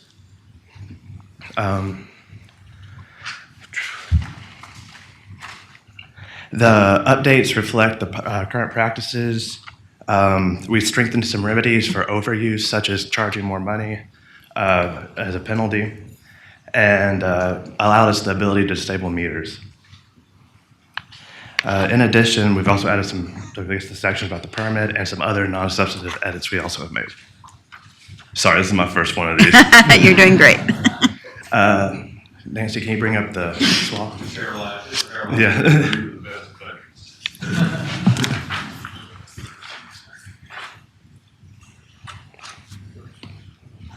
And we're looking over the system water availability agreement. We have 3 other forms, and the same edits were made in them for the interruptibles and stuff, but instead of going through 4 of them, we're just going to do 1. As you can see on the left, the recitals have been condensed, and that blue paragraph is one of the paragraphs we're adding to for the SysOps contracts. In the definitions over here, we just updated some definitions to reflect statute. Next page. In some of these sections, such as availability of water, we added language in there about drought that allows us more of the ability to curtail in case of a drought. We pulled some sections out, such as type of use, that were buried in other paragraphs and moved them up. Next page. That's one more page. In the remedies section for overuse, we added a surcharge that was in excess. I think we previously had 2 or 3 times, and now we went up to 10, or the lesser of allowed by law. We also added the ability to disable and cut off the metering.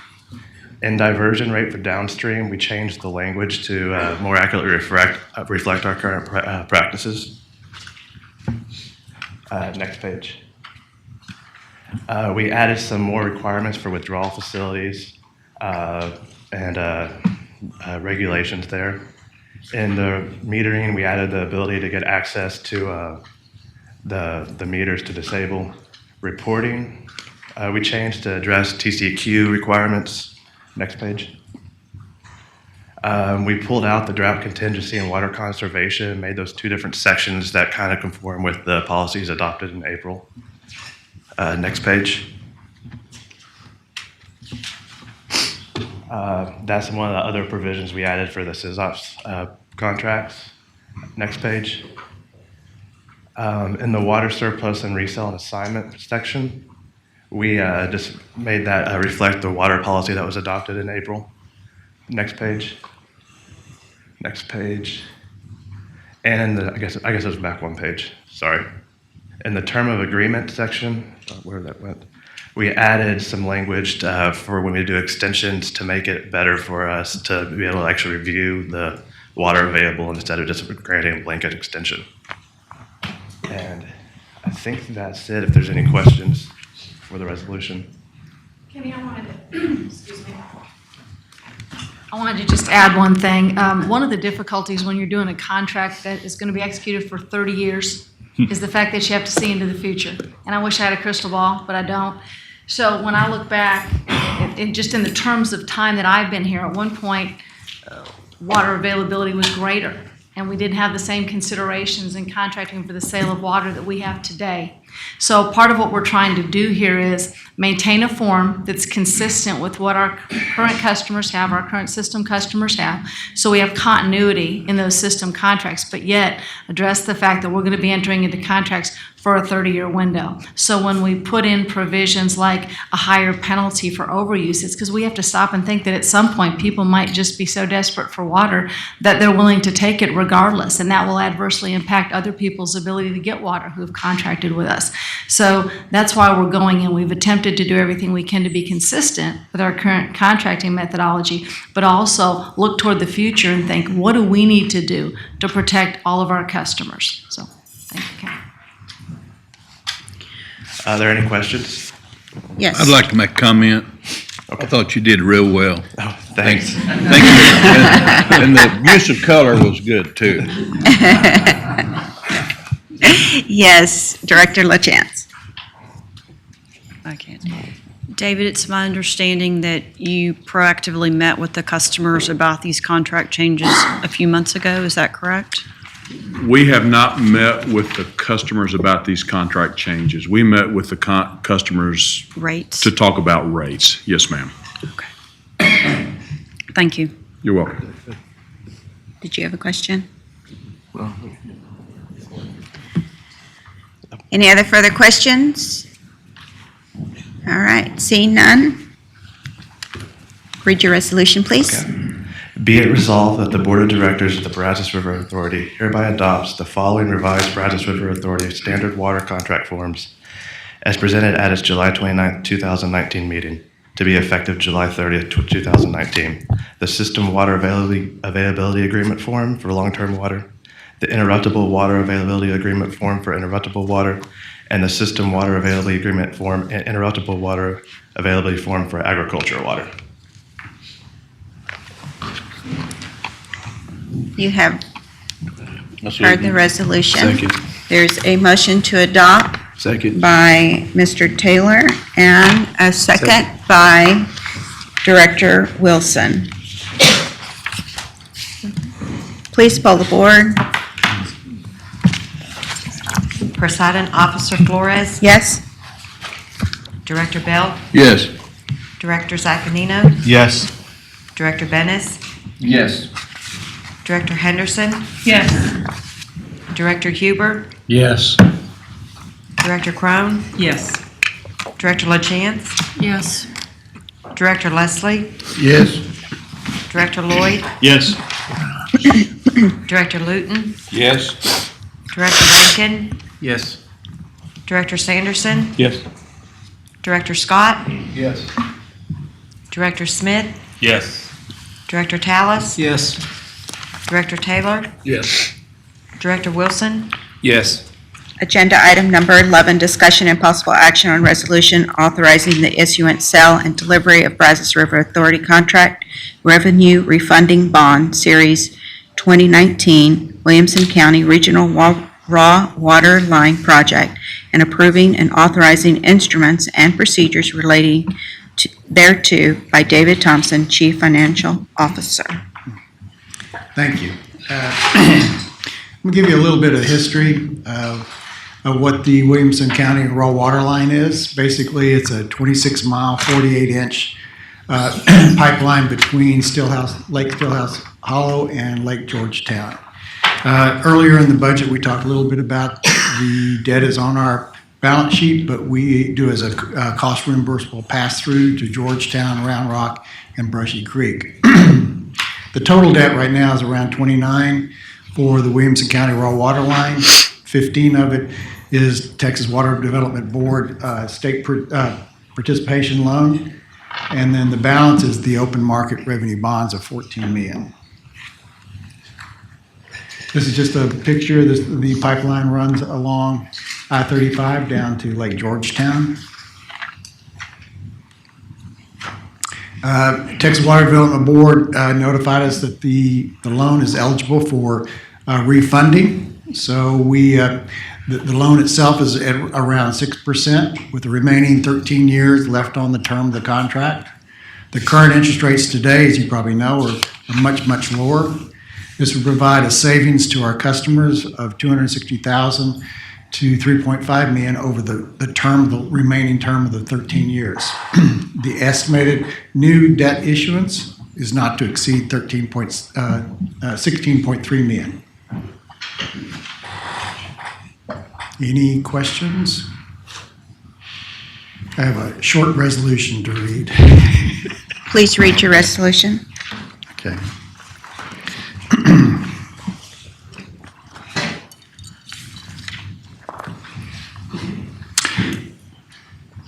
The following resolution is presented for consideration to the Board of Directors of Brazos River Authority for the adoption at its July 29, 2019 meeting.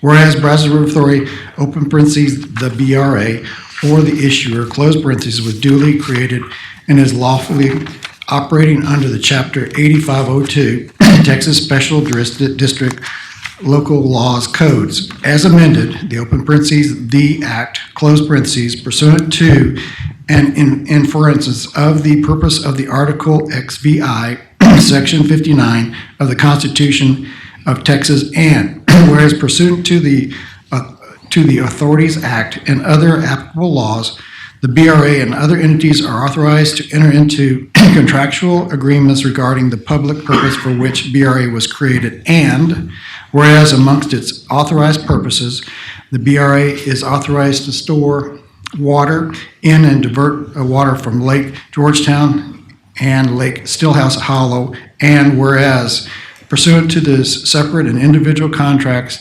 theretofore executed between the BRA and on one part and the participants, open parentheses, as defined in the hereinafter authorized 2019 bond covenant agreement, close parentheses, individual on their part, the BRA has contracted to make available to the participants water from Lake Stillhouse Hollow, and whereas the participants are so located that it became desirable from the standpoint of the cost that each should divert the surface water which each needs for municipal supply purposes for Lake Georgetown or points between Lake Stillhouse and Lake Georgetown, rather than from Stillhouse Hollow. And whereas the BRA and the participants subsequently entered into the project agreements, open parentheses, as defined in 2019 bond covenant agreement, close parentheses, for the purpose of providing for the BRA to design, construct, and operate facilities for the transporting water from Lake Stillhouse Hollow, committed to the participants to Lake Georgetown, known as the Williamson County Regional Raw Water Line Project.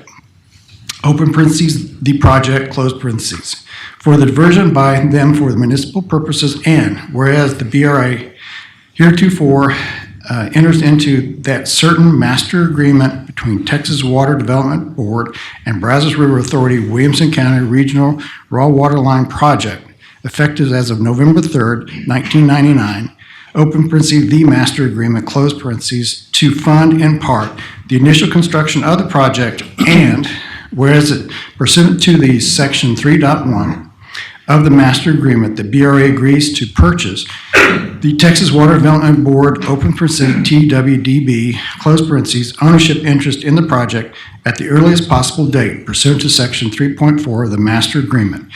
BRA further agrees to make payments to TWDB in order to purchase the TWDB's interest in the project, open parentheses, collectively, and the refunded obligations, close parentheses. And pursuant to section 3.5 of the master agreement, the BRA retains the right to purchase said interest from TWDB on or after 10 years from the date of the TWDB delivered said funds to BRA. And whereas the BRA has determined it's beneficial that in the best interest of the participants to issue thereafter authorized bonds, open parentheses, the bonds, close parentheses, in order to refund the refunded obligations to acquire the TWDB's interest in the project. And whereas the bonds authorized to be issued by this resolution, open parentheses, the resolution, close parentheses, are to be issued and delivered pursuant to Authorities Act, Chapters 1207 and 1371 Texas Government Code as amended and other applicable laws. And whereas the project agreements authorizes the board to issue the bonds in a manner and amount and with the security as within after provided, therefore be it resolved by the Board of Directors of Brazos River Authority that Section 1, recital covenants, agreements, and the amount and purpose of the bonds, the Board of BRA hereby incorporates the recital set forth in the preamble hereto as if set forth in full at this place and further funds, and determine that said recitals are true and correct. Additional terms used in this resolutions are defined and set forth in the 2019 bond covenant agreements, open parentheses, the agreement, close parentheses, substantially in the form of presenting at this meeting, the terms of which were hereby incorporated within as set forth in this set full at this place. The presiding officers, the assistant presiding officer, secretary, and the assistant secretary of the board, and the general manager, CEO, are authorized and directed to execute the agreement. The bonds of the BRA are hereby authorized to be issued and delivered in the aggregate principal amount not to exceed $16,300,000 for the purpose of providing funds to refund the refunded obligation. Section 2, designation, authorized officers, date and denominations, numbers and maturity, terms and sale of the bonds. A, designation, authorized officers. Each bond issuant pursuant to this resolution shall be designated Brazos River Authority Contract Revenue Refunding Bonds, Series 2019, open parentheses, Williamson County Regional Raw Water Line Project, close parentheses, subject to paragraph C of this section. As authorized by Chapters 1207 and 1371, the Texas Government Code, as amended, the general manager and CEO of the issuer is hereby designated as the authorized officer of the issuer. B, terms of the bond initially there shall be issued and sold and delivered hereunder in the one or more series. Fully registered bonds without interest coupons, number consecutively upwards payable to the respective initial registered owner thereof, or to the registered assignee or assignees of the bonds or any other portion or portions, open parentheses, in such case, the registered owner, close parentheses, in the denominations of 5,000 or integral multiple thereof, open parentheses, and authorized denominations, close parentheses. Maturing not later than 40 years from the date of the bonds, payable serially over or otherwise on the dates, in the years and in the respective principal amounts, and at the respective date rates of the interest and dates, all as set forth in the certificate of the authorized officer. C, sale of the bonds. As authorized by the chapters 1207 and 1371, Texas Government Code as amended, the authorized officer hereby authorizes and appointed and designated to act on behalf of the board in selling and delivering the bonds and carrying out the other the procedures specified in this resolution and the agreement, including and determining and fixing the date of the bonds and the determinant of the additional designation or title by which the bond shall be known, the price at which the bond shall be sold, the years in which the bonds will mature, and the principal amount or to mature in each of such years, the aggregate principal amount of the bonds within the maximum amount set forth in section 1 hereof, the rate of interest to be borne by each such maturity, the principal and the interest payment periods and dates, open parentheses, including the dates from making deposits to the interest and the seeking fund, close parentheses, the date, price, and terms upon and which the bond shall be subject to redemption prior to the maturity of the option of the board, as well as any mandatory sinking funds redemption provisions, procuring municipal bond insurance, and providing modifications to this resolution and the agreement, executing such instruments and documents and agreements as may be necessary with respect thereto. If it is determined that such insurance shall be financially desirable and advantageously, and all other matters relating to this insurance, sale and delivery of the bonds, the authorized officer acting for and on behalf of the issuer is authorized to arrange for the bonds to be sold at a competitive sale pursuant to the notice of the sale and bidding instructions and the official bid form, or negotiated sale to the underwriter or underwriter's syndicate and enter into and carrying out bond purchase agreements with such underwriters of the bonds at such price in the aggregate principal amounts not exceeding the maximum amount set forth in section 1 thereof, with such maturities of the principal and such interest rates, and with such optional and mandatory sinking funds redemption provisions, if any and other matters such as set forth herein, and any bond purchase agreements or notices that sale and bidding instructions shall be substantially in such form as approved by the authorized officer, provided that the price be paid for the bond shall be not less than 95% of the initial aggregate principal amount thereof, plus the accrued interest thereon from the date to their delivery. And no bond shall bear interest at the rate greater than 10% per annum. The authorized officer is further authorized for and on behalf of the issuer to approve any official statements and any supplement thereto relating to bonds and referred to in any such notice of sale or bond purchase agreement. It is further provided, however, that the notwithstanding for the foregoing provision, the bond shall not be delivered unless prior to the delivery the bonds have been rated by nationally recognized rating agency for municipal long-term obligations as required by said chapter 1371, Texas Government Code as amended. D, terms in establishing an aggregate principal amount of the bonds, the authorized officer shall establish an amount within the amounts authorized in section 1. Thereof, which amount shall be sufficient to provide inter alia for open parenthesis I, close parenthesis, for the funds of the reserve funds, if necessary as may be required by 2019 bond covenants agreements, open parenthesis 2 I's, close parenthesis, the refunding of the refunded obligation, and open parentheses 3 I's, close parentheses, for the payment of the cost and issuance of the bonds. Section 3, immediately effective repeal. The resolution shall be effectively immediate from and after its adoption. Any resolution of the board therefore adopted which conflicts with the subject terms of the provision for the resolution is hereby repealed and shall be of no further purpose for the effect.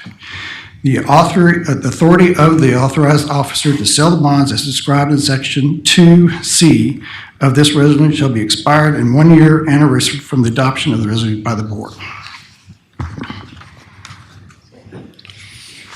You've heard the resolution. Motion to move adoption. Would you repeat that, please? I'll move it. Is there a motion to adopt first by Director Lloyd and second by Director Sanderson? Please poll the board. Presiding Officer Flores? Yes. Director Bell? Yes. Director Zaccanino? Yes. Director Bennis? Yes. Director Henderson? Yes. Director Huber? Yes. Director Crowe? Director LaChance? Yes. Director Leslie? Yes. Director Lloyd? Yes.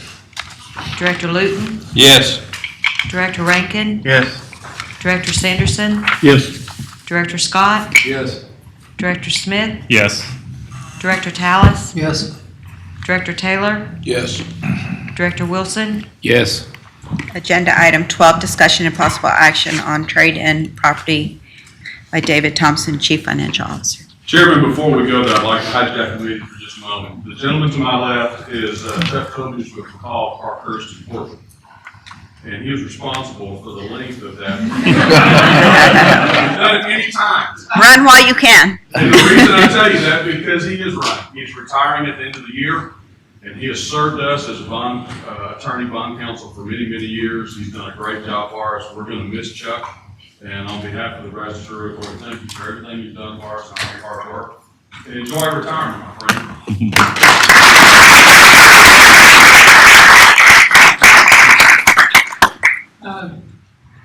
I have worked with this authority a very long time. And in fact, this firm, McCall Parkhurst and Morton, worked on the legislation that created the Brazos Authority back in 1929.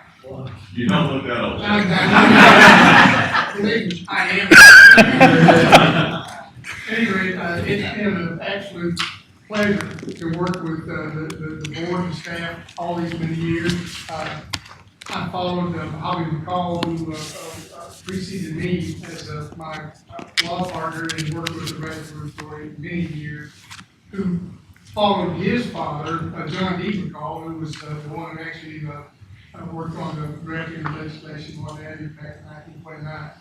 Anyway, it's been a long history. It's been a wonderful history. All the 130 something, 39 bond issues that the Brazos Authority issued, we've done legal work for them, and we have not made you read that every time. Anyway, thank you. Thank you, Chuck.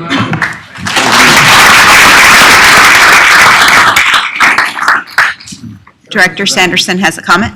Just real quickly, and thank you to the attorney. It's a magnificent career, no doubt about it. But I also want to just remember to talk to you just a little bit about the folks that helped us out with that refunding. I don't think you want to mention what the percentage net present value gain was on that. The customer, Yeah, the net present value gain on the refunding we just talked about. it's $3.5 million over the 13-year term. Yeah, what was the percentage gain, do you think? With the, there you go. Yeah, I got it. Thank you. Oh, I want to make sure we highlight that because this is a stout net present value gain. Very nice. another important gentleman here. Yeah, Steve Madden. money guy. Thank you. Stephen Adams, Specialized Public Finance. And just to note that the present value benefit compared to the principal amount being refunded is 20%. So basically, the customers are going to wipe out 20%. 20%, folks. The best one I ever got was 10% on a taxable deal, which is also very good. I got one time 10% before they happened, but 20% is handsome on a net present value gain. So that's some really, really good work. Sometimes you can't do these right away because of certain interdictions there in the process, you know. But when you get them and you're on top of them, you can really cut a fat one. And that was good work. So thanks to the staff and thanks to the FA. Thanks. You bet. Thank you. Getting on to the more important things. All right. Moving on to agenda item 12. As you probably know, state statute requires that anytime we get rid of properties that are no longer needed, defective, that you can't repair them, or simply we just not have use, we have to bring to the board for your approval. In this situation, we have 17 pistols that are well over 15 years old. Our asset management policy does allow us to do trade-ins, and the trade-in is another way to get rid of our properties. BRA is not a licensed firearm seller, so we cannot sell these pistols. So the only alternative we have to upgrade our firearms out there is to basically to trade them into a dealer, a licensed dealer, and exchange for new pistols. So with that, Are there any questions? I have a resolution. If there's any questions. Seeing no questions, please read your resolution. Okay. Be it resolved that the Board of Directors of Brazos River Authority hereby authorize the General Manager, CEO, to authorize the trade-in of 17 pistols under the terms and conditions that are in the best interest of Brazos River Authority. Be it further resolved that the Board of Directors authorize to continue to use the properties in a manner that is the best interest of Brazos River Authority until appropriate replacement property is received and placed into service. You've heard the reading of the resolution. Is there a motion to adopt by Officer Scott and Officer Taylor? The equal Please sign poll won't be board. there, right? The equal sign won't be there in the actual. I'll correct it. Okay, thanks. Please poll the board. Presiding Officer Flores, I'm sorry?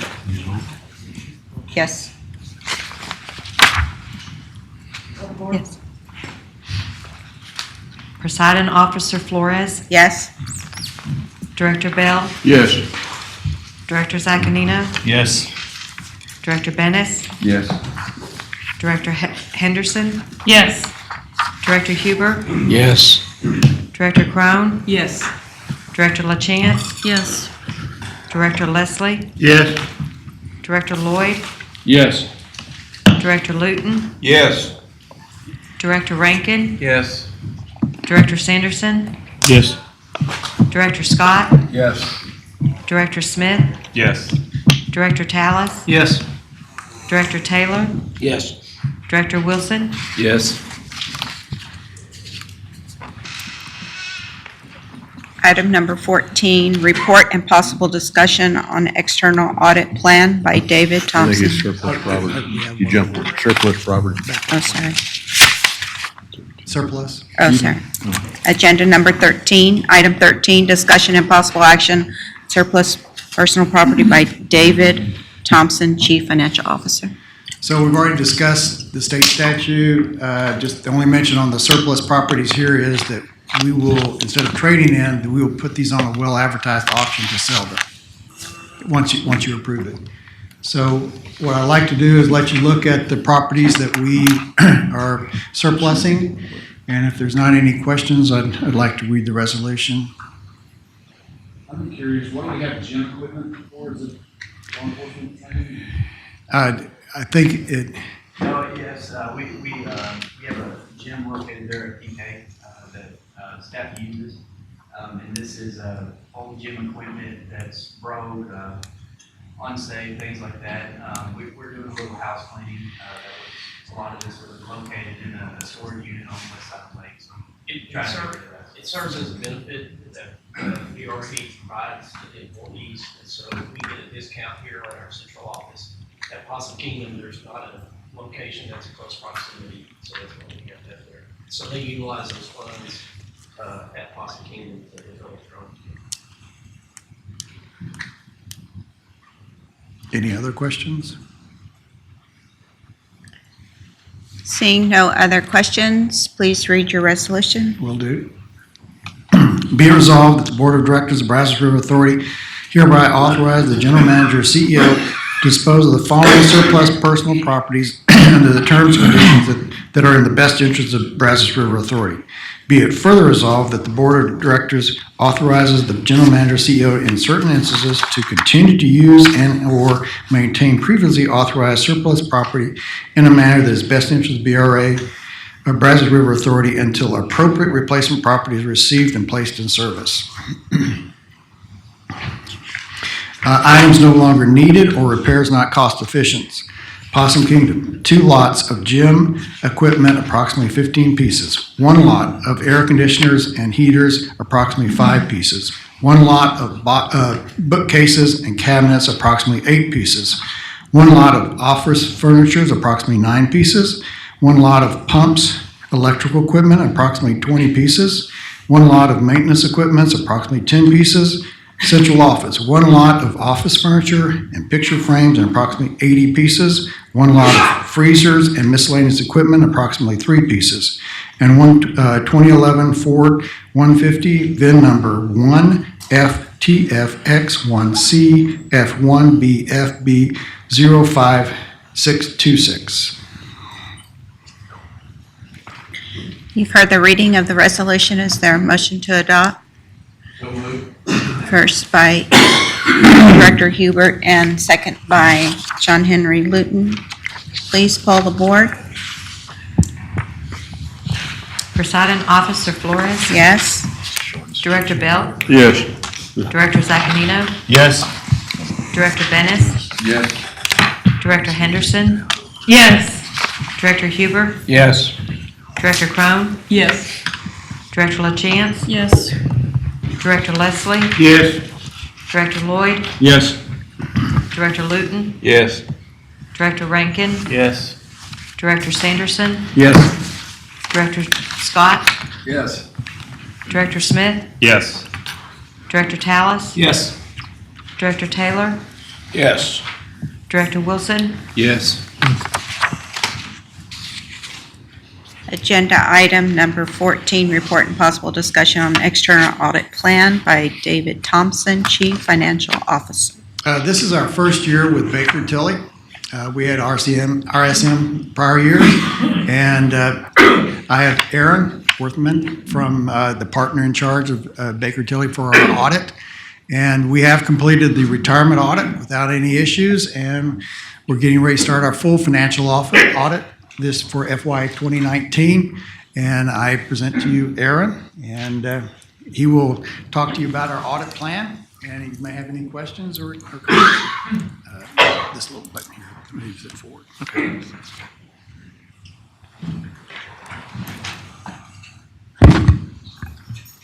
Thank you. Appreciate the opportunity to present our audit plan for fiscal year 2019.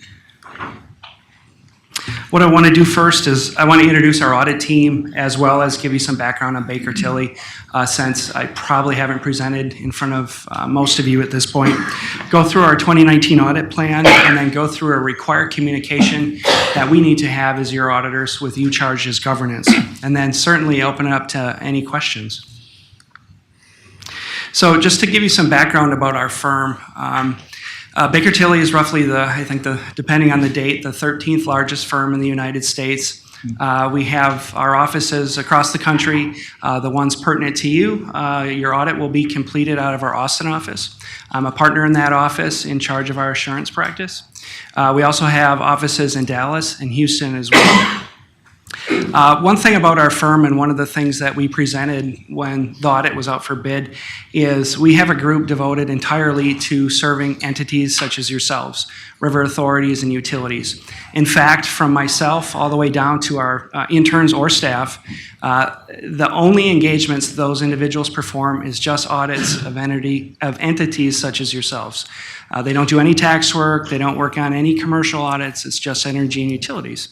So our thought is, and our hope is, that we can provide you that expertise, from our staff all the way up to myself as your partner.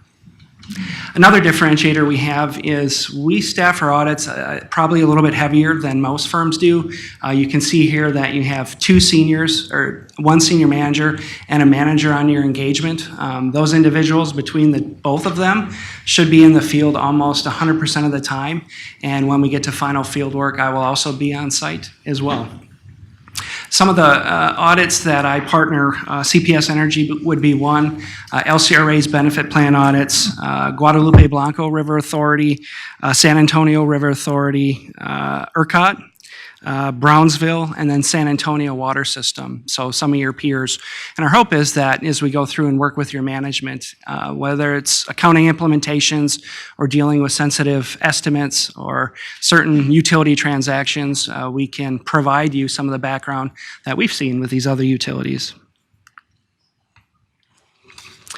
Our audit this year, we will be delivering an audit in conformance with generally accepted auditing standards.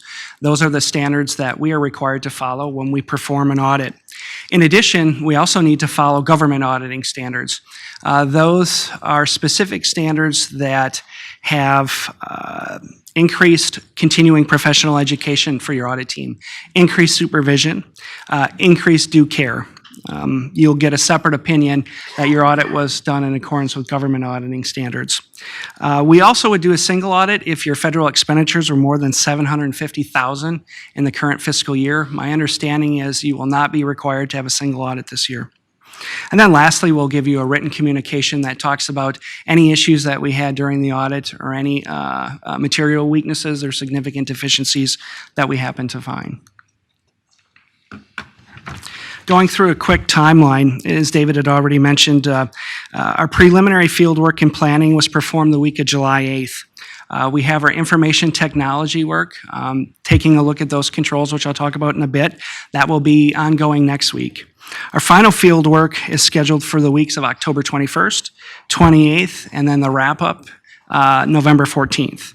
And we will present the financial statements, I believe, at your January 2017, or January 27th meeting. So one thing we always get a question is, well, what exactly is it that you do as part of an audit? We know, or you know, that our firm will issue one piece of paper at the end of the audit that gives you the opinion, but there's a lot of work that goes into it, not only with your management team, but also with our firm as well. So if I were to break down the audit, I'd say roughly 30% of what we do is specific to internal controls, with most of that being information technology. I will also say that that percentage probably grows each year as opposed to lessens, just given the inherent nature of cybersecurity and things to that extent.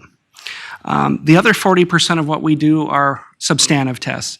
We'll confirm your cash and investments. We'll take a look at their market values. We'll look at your fixed asset additions and retirements. You know, those are substantive tests. And again, that's roughly 40% of the engagement. The last 30% that we have is specific to financial reporting. Taking a look at your CAFR, making sure that it follows all the generally accepted accounting principles and that your policies are in compliance with those and that you follow those policies. And then also planning. So if we break the audit up a little bit more, what we would do is the first thing we did during preliminary field work is we assess your major transactions. Processes such as your billing and receivables, your fixed assets, your payables and expenditures, and your disbursements, just to name a few. We'll then look at those key controls. We'll determine what key controls are required to be in place, and then we will test those controls. Any places that we find where controls are either missing or ineffective, we'll give more substantive attention to because there's a higher risk there because of the lack of internal controls or the breakdown in internal controls. Some of the other things are major areas of emphasis. Again, I mentioned before, your cash and investments, capital assets and accumulated depreciation of those, your pension liability. You know, one thing at the end of the audit I'll be required to communicate to you is anything subject to a sensitive estimate. I'll often get asked by board members, you know, when we take a look at our financial statements, what gives you the greatest concern as an auditor? And my answer would always be significant estimates in that they're exactly that. So if you were to look at your pension, if you take a look at your pension liability or pension asset, there's so much sensitivity to that. What auditing requirements or accounting principles require is a disclosure that shows that estimate at your current discount rate. And I think one of your pensions, that's 6.5%. But then it also says you need to show that at 7.5% discount rate and a 5.5% discount rate. So the question is, well, our record of pension that we've recorded, that liability or asset, Aaron, can you tell me as your auditor, is that 100% accurate? And I would say no. However, I can tell you that more than likely, it probably falls between that range that you have within your notes. But what it does is it identifies to the reader that within these financial statements, that's an area of some sensitivity. That's an area to consider, to look out for. Does that make sense? And then lastly, a huge portion of what we test, again, is your financial reporting. So any questions on the audit plan and where we spend our time?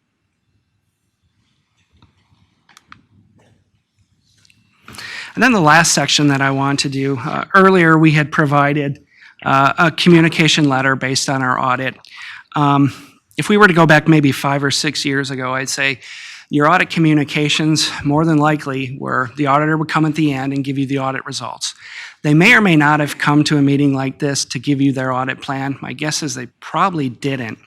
Since that time, we've been required to have two-way communication in that, in addition to us presenting at the beginning and the end of our audit, we're required to get your thoughts on audit risks, risks of fraud, things to that extent, concerns that you have.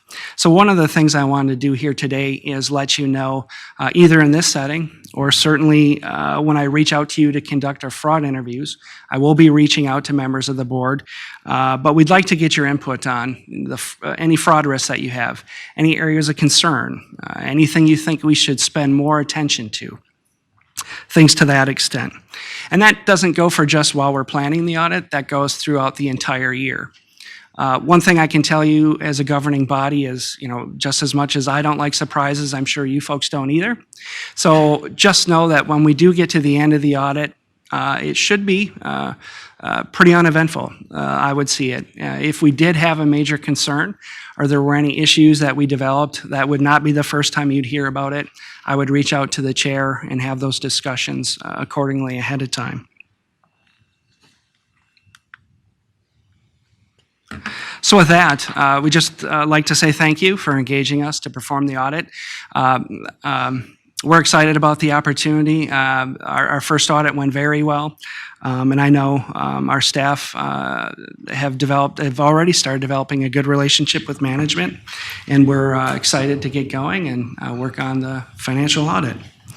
With that, I'd open it up to any questions that any of you folks might have. Thank you. Thanks.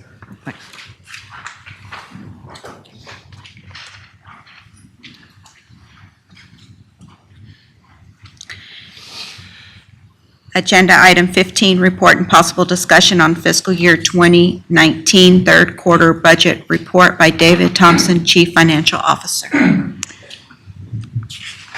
My first slide is basically the graphical slide showing the three key financial elements of our BRA. The first is our revenue, which we're $7 million over budget, and that's basically primarily due to the interruptible water sales that we do not budget. Second is our expenses. We're $5 million under budget. A lot of this is basically from the Corps of Engineers underspending on the 8 core lakes and lower spending across most of our departments. And then projects, we're sitting at the third quarter, a spend of about $4 million. This is basically the detailed financial statements, pretty much covered the variances for that. And this is how we spent our money through third quarter. Are there any questions?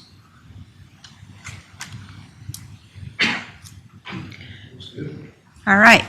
Seeing no questions, we're going to move on to the next agenda item, number 16, the report and possible discussion on fiscal year 2019 third quarter investment officers report by David Thompson, Chief Financial Officer. Okay, this is a report that's required by the Public Funds Investment Act to give to the board each quarter. First slide just basically looks at a trend. We ended the quarter at 119 million in cash investments, and that's 3 million down from last quarter. The investment blocks that we have it in, we were able to ladder out pretty well. We're from 3 months out to 15 months. We're averaging a little over 275 basis points or 2.75%. This basically looks at the overall performance, 277 basis points or 2.77, outperforming both the one-year treasuries as well as the Texas pools. Any questions? Pretty good. Okay. Thank you. Moving on to agenda item 17, report and possible discussion on legislative update by Matt Phillips, Legislative and Governmental Affairs Manager. Who's hungry? So glad to get to go right before lunch. But what y'all don't know is I haven't looked at most of these slides since April, so I'm gonna be as surprised as y'all are about what's on here. I'm gonna try to give y'all an idea of kind of since we last talked in April, what ended up passing. The list of stuff I'll go through will obviously be shorter than what I went through in April because most stuff dies. But just kind of give you an idea of what ended up happening during the session. Flood bills, obviously flooding was a huge issue.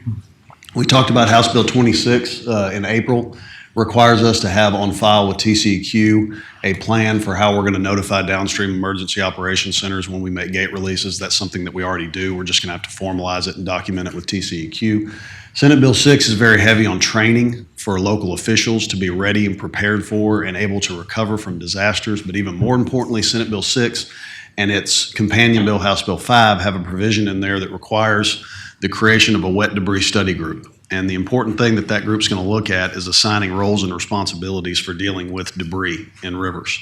That's something that we're going to watch very closely because the numbers on that can be pretty astronomical depending on who is assigned responsibility for removing debris. So we'll be watching that during the interim. They're going to produce a report for the next session, so it's something that we'll be paying a ton of attention to as we go forward. The remainder of the bills on this list, Senate Bill 7, Senate Bill 8, Senate Bill 500, and HJR 4, kind of represent the funding piece and the planning piece of the flood issue. Senate Bill 7 is essentially a combination of Senate Bill 7 and House Bill, what was House Bill 13. The Senate and the House kind of had a little bit of a difference on how they wanted to fund flooding going forward, and so they basically just took both of their proposals and combined them into one bill. But if you take them all together and combine Senate Bill 7, which creates the Texas Infrastructure Resiliency Fund and the Flood Infrastructure Fund, and you take money appropriated under the Supplemental Appropriations Bill in Senate Bill 500, and then you take HJR 4, which creates the Flood Infrastructure Fund, if it is passed by the voters in November, you get a total of about $1.7 billion dedicated to future funding or future flooding issues in the state. And that's anything from planning to actually implementing projects to updating floodplain maps. It's the whole gamut from A to Z.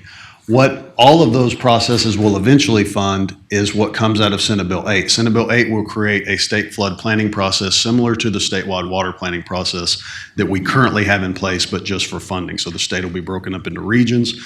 Those regions will create regional plans, which will eventually flow up to a statewide flood plan.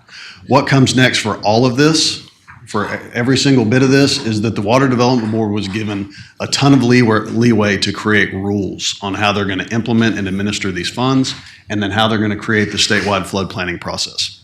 So there's going to be an extensive rulemaking process over the course of the next year to year and a half, and that's a process that we will take part in along with many others in the water industry to see kind of how it's going to affect us going forward.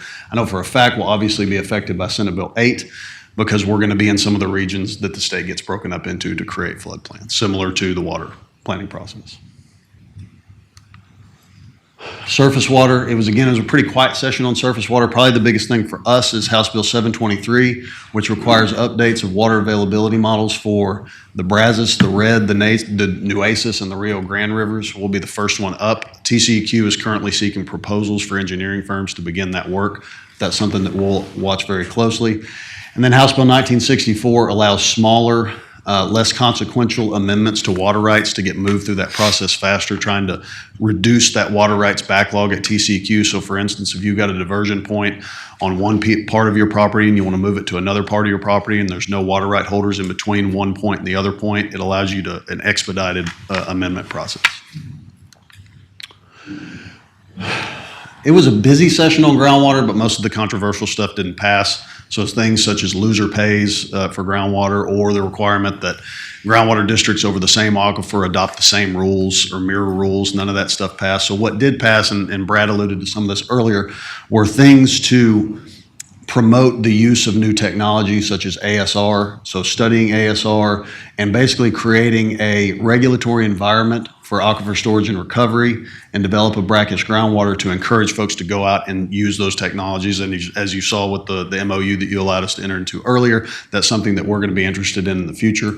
And then extension of groundwater transfer permits. This is just to make sure that permits to move groundwater match up to the production permits to produce that water, so you don't have one that's shorter than the other. This thing is fast. Man, come on. There we go. Contracting bills. Right to repair, that's a bill that we talked about in April. It will require a process where before you can essentially sue a contractor for a defect or for some sort of problem with a project, you have to give them the ability to try to repair that. So that's something that will affect us. It will affect all public entities that enter into contracts with for major construction projects. And then House Bill 2826, procurement of contingent fee legal services, requires public entities to go to the AG before they enter into a contingent fee legal contract. So if we choose to use those, we will have to get AG approval before we can. Open meetings, open records, walking quorum bill, we talked a little bit about this. The statute related to walking quorums was declared unconstitutional actually during the session, and so there was a motivation among the legislature to fix that. They did. It doesn't really affect us. We're very careful about avoiding a walking quorum. We continue to be. We operate within the spirit of the law. They essentially clarified the law and basically passed a new version of the walking quorum bill, so it's business as usual for us because we already obeyed the law. Disclosure of contracting information. This just sets up a process where you can't really hide behind proprietary issues and choosing not to disclose information. So we'll be required more so to disclose information when we're contracting with private entities than we would have before. So you're less able to withhold certain information. Same thing on Senate Bill 944. Again, now, this is public information held on private devices. So it basically clarifies that if you have public information on a private device, it is public information and you do have to disclose it. And then lastly, Allen's Creek. Obviously, that bill passed. It requires the city of Houston to sell us their interest in Allen's Creek. We'll pay them $23 million, which is the amount that they said that they have invested to date. We have attempted to implement the provisions of that legislation, and obviously, as you know, there's been a lawsuit filed on that, and we'll get into more about that later. And that's the last I have on the legislation. Any questions on that? The thing I'll wrap up with, did you have a question? The thing I'll wrap up with is the sunset process. So we will be under sunset over the course of the interim leading up to next session. The two river authorities that will be under sunset review are us and the San Jacinto River Authority. The first step in that process is for us to complete what's called a self-evaluation report.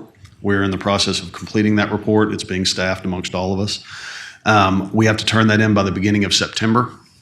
Once we turn that in, Sunset will assign us a review team, and then that review team will start visiting with us. It'll be very similar to an audit. We will go through that process. Eventually, next year, we will have hearings in front of the Sunset Commission staff will produce our Sunset report, and then we'll have hearings in front of the Sunset Commission. We'll have both an introductory hearing and then a decision hearing later in the year. So we'll keep you all updated as we work through that process. Once we get the self-evaluation report complete, we'll send you all a copy of it before we send it to the Sunset Commission. All right. Thank you, Matt. Thank you all. Agenda item 18, report and possible discussion on Clean Rivers Program Basin highlights, reported by Tiffany Morgan, Environmental and Compliance Manager. Chairman, this is a report that's in your packet. The Clean Rivers Program are funds that we get from TCEQ from the assessment of fees from wastewater permit holders, wastewater discharge permit holders throughout the basin. We take that money and do a tremendous amount of water quality monitoring up and down the basement, and the 2019 highlights report is in your packet if you have any questions. Thank you. Moving on to agenda item 19, report and possible discussion on capital projects update by Chuck Wolf, Technical Services Manager.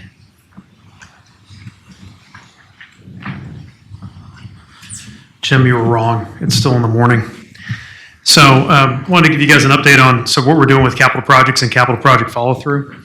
So this presentation is going to have two parts. Some of you that were here in January, I've already seen some of this, but for some of the new board members, we want to make sure we covered a little bit of an update of where we're at with our internal efforts, and then we'll go through some of the capital projects that haven't already been discussed today. Jumping into the project leadership and management process update. So last year, we started an effort to develop more consistency in the way we approach projects, the way we look at project management, give our staff more tools.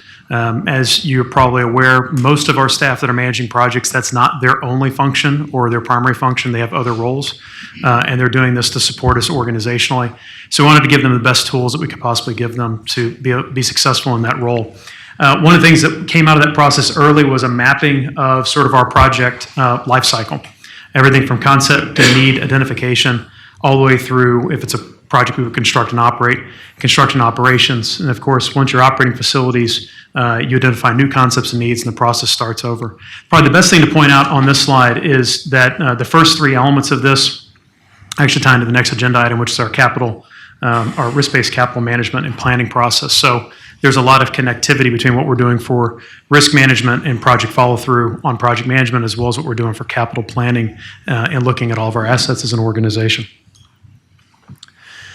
We've been trying to also develop a repository for best practices and tools that that project managers can use. Since project managers most of project managers aren't doing it every single day and doing it consistently on project to project, they need to have a single place where they can go to get the information to do their job and to do their job well. So we've had a PM portal for quite some time. We've actually been updating it to include information about our risk management committee, any updates, process templates, tools that we're developing. We also put our training materials that we do monthly on this, both the videos and the recordings, so that staff can come back and look at it when they're in the project process cycle. So the upcoming work, we plan to continue training at least to the end of this year. We already have topics that have been requested to look at for 2020, so we'll continue training on a monthly basis into 2020 most likely as well. Some of the upcoming training we have is vendor selection best practices, risk-based capital planning and management update to talk about that process and where we're at with that. Contract negotiation best practices. There'll be some conflict resolution type work we'll work on, general things that project managers may come across. And we're also working on finalizing our process flows and templates, looking to have all the basic information in place so that project managers have that they can follow through. So that's sort of an update on what we're doing to continue to update and improve our project management capabilities. Then we'll go through some of the projects that we have currently underway right now. We sort of start from construction projects, then we'll move back to projects that are in the design or planning phase. So the first project to review is the Lake Cranberry Park Roads project. This project came to you in January for approval to move forward. As you probably know, we had a relatively wet spring. It rained all the time. So there is a challenge we're working through on this project right now with the base conditions. They're a little bit rougher than we'd like to see them. So we're working with the contractor, and we have one of our outside engineers looking at that finished quality to make sure we can get that to the smoothness that we'd like to see it as part of the contract. But once that is corrected, this project should be able to wrap up fairly quickly. So we're anticipating completion sometime this fall. Another project that we have underway is our Trinity groundwater well. This is a very deep, very complicated well that was constructed near the east, or actually on the East Williamson County water treatment plant site. It's about a 30-inch diameter well, goes down 3,000 feet, and pulls Trinity groundwater out, which is also a high temperature water.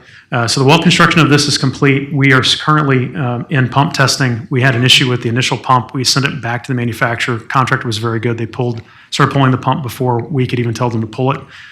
Sent it back to the manufacturer. They looked at some of the bearings, and generally the tolerances are just a little bit too tight. So they've got that fixed. They're going to be bringing it back out, and we'll continue pump testing. But we expect to see a very high-performing well here this fall as well. Another project we have is not truly a capital project, but it's just cool to talk about. So for those of you who don't know, we have a construction group, a contracting group called the Reservoir System Maintenance Unit up at Possum Kingdom. They basically keep the Morris Shepherd Dam running. The work they do borders on art as opposed to just construction. Their welds are beautiful. I can say I've seen them. So this is a LiDAR image that was taken of the side seals for one of the gates. So one of the processes that we need to go through because of the corrosive environment up there is continue to replace and improve the gate structures. So we have a project right now underway with that team to go ahead and improve the side seal plates. So they're working on materials purchase right now. We have the design complete, and then they'll go and do the installation of that whenever they've got the materials in place to do that. Another significant project for us at Morris Shepherd Dam is the Possum Kingdom Concrete Assessment and Service Life Extension Project. So this is a project to look at pretty much every element of the dam. This is a dam that's going to achieve its 100th anniversary here in the late 2030s, early 2040s. And concrete in 100 years, you want to make sure you're keeping a very close eye on. So we finished a semi-quantitative risk analysis workshop looking at potential failure modes of the dam and what the potential risks were for them, really as a way to help guide further investigations. So that was completed in June. Great thing about that information is not only does it help guide what we're going to do for this project going forward and what we're going to assess, but that information can also directly connect into our risk-based capital management work. So we've got good condition data for the different elements of the dam, at least on consequence. And as this work goes forward, we'll have the actual condition data of how the concrete is performing. Our lake limestone improvements are moving forward. We are completing the 30% design approvals for the Tainer gates. So we have 5 Tainer gates at this facility. Each one, just for general reference, you haven't been out there, is about the size of that wall. So they're quite large. So the design of this is a significant undertaking. The team is working through finalization of 30%. Expect to start at 60% design soon. We have other work we'll be doing at Sterling C. Robertson Dam over the coming years to continue to work on upgrading that facility as well. Another project we just kicked off in preliminary engineering is the Lake Belton to Lake Stillhouse Hollow pipeline. We call it the Bell House Pipeline. A significant part of our water strategy is connecting up all the lakes sort of on the western flank of the basin, and this is the final piece in that connection. So this project, when it's completed, will allow us to move water from Lake Belton down to Stillhouse Hollow. We are in the very, very, very beginning phase of this project. So there's going to be significant community coordination, significant Army Corps of Engineers coordination, and probably quite a few design innovations that to put in to make this job truly successful. Another project that we have coming up, wait a second. There we go. It is a hair trigger. So the next project we have is miscellaneous structural improvements at Possum Kingdom. So there's been some work we've been wanting to do at Possum Kingdom for a while that in each of these individual projects would be too small to actually get a bidder. It's a long way to go for a very small project. So we've packaged these projects together to try to help with our bid environment. So 3 pretty straightforward projects, but 3 projects that are very important for the operations of the dam. So the first one is a boathouse for the south end of the dam, or south end of the lake. If you know, the lake is very serpentine, and our current boathouse is on the north end, so it takes a long time to get this part of the facility. And then we have a weir box that's actually in the dam that measures flow through the dam. So one of the things that comes out of projects like Counsel to continue to be able to monitor flow through the dam. This has been attacked by hydrogen sulfide, so it's not operating the way we'd like it to, so we're going to replace that. And then we're going to replace a bridge that actually goes to that part of the facility as well. And the last project we'll talk about, we're currently soliciting consultant support for this, but this is a project to look at 2 of the buttresses at De Cordova. So this one here and this one here, it's called 1 and 44.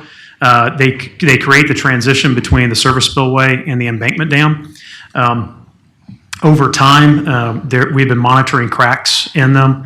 There hasn't been significant movement in the cracks or change in the cracks. But we've had a couple of reports that suggested that we might want to try to repair those. Those reports are a little bit old and they conflict a little bit, so we have a new contract out to try to reconcile that information, look at it in its current state today, look at the dam and general operation, and then come up with a recommendation for how to make repairs to these two concrete components. So with that, are there any questions related to projects? All right.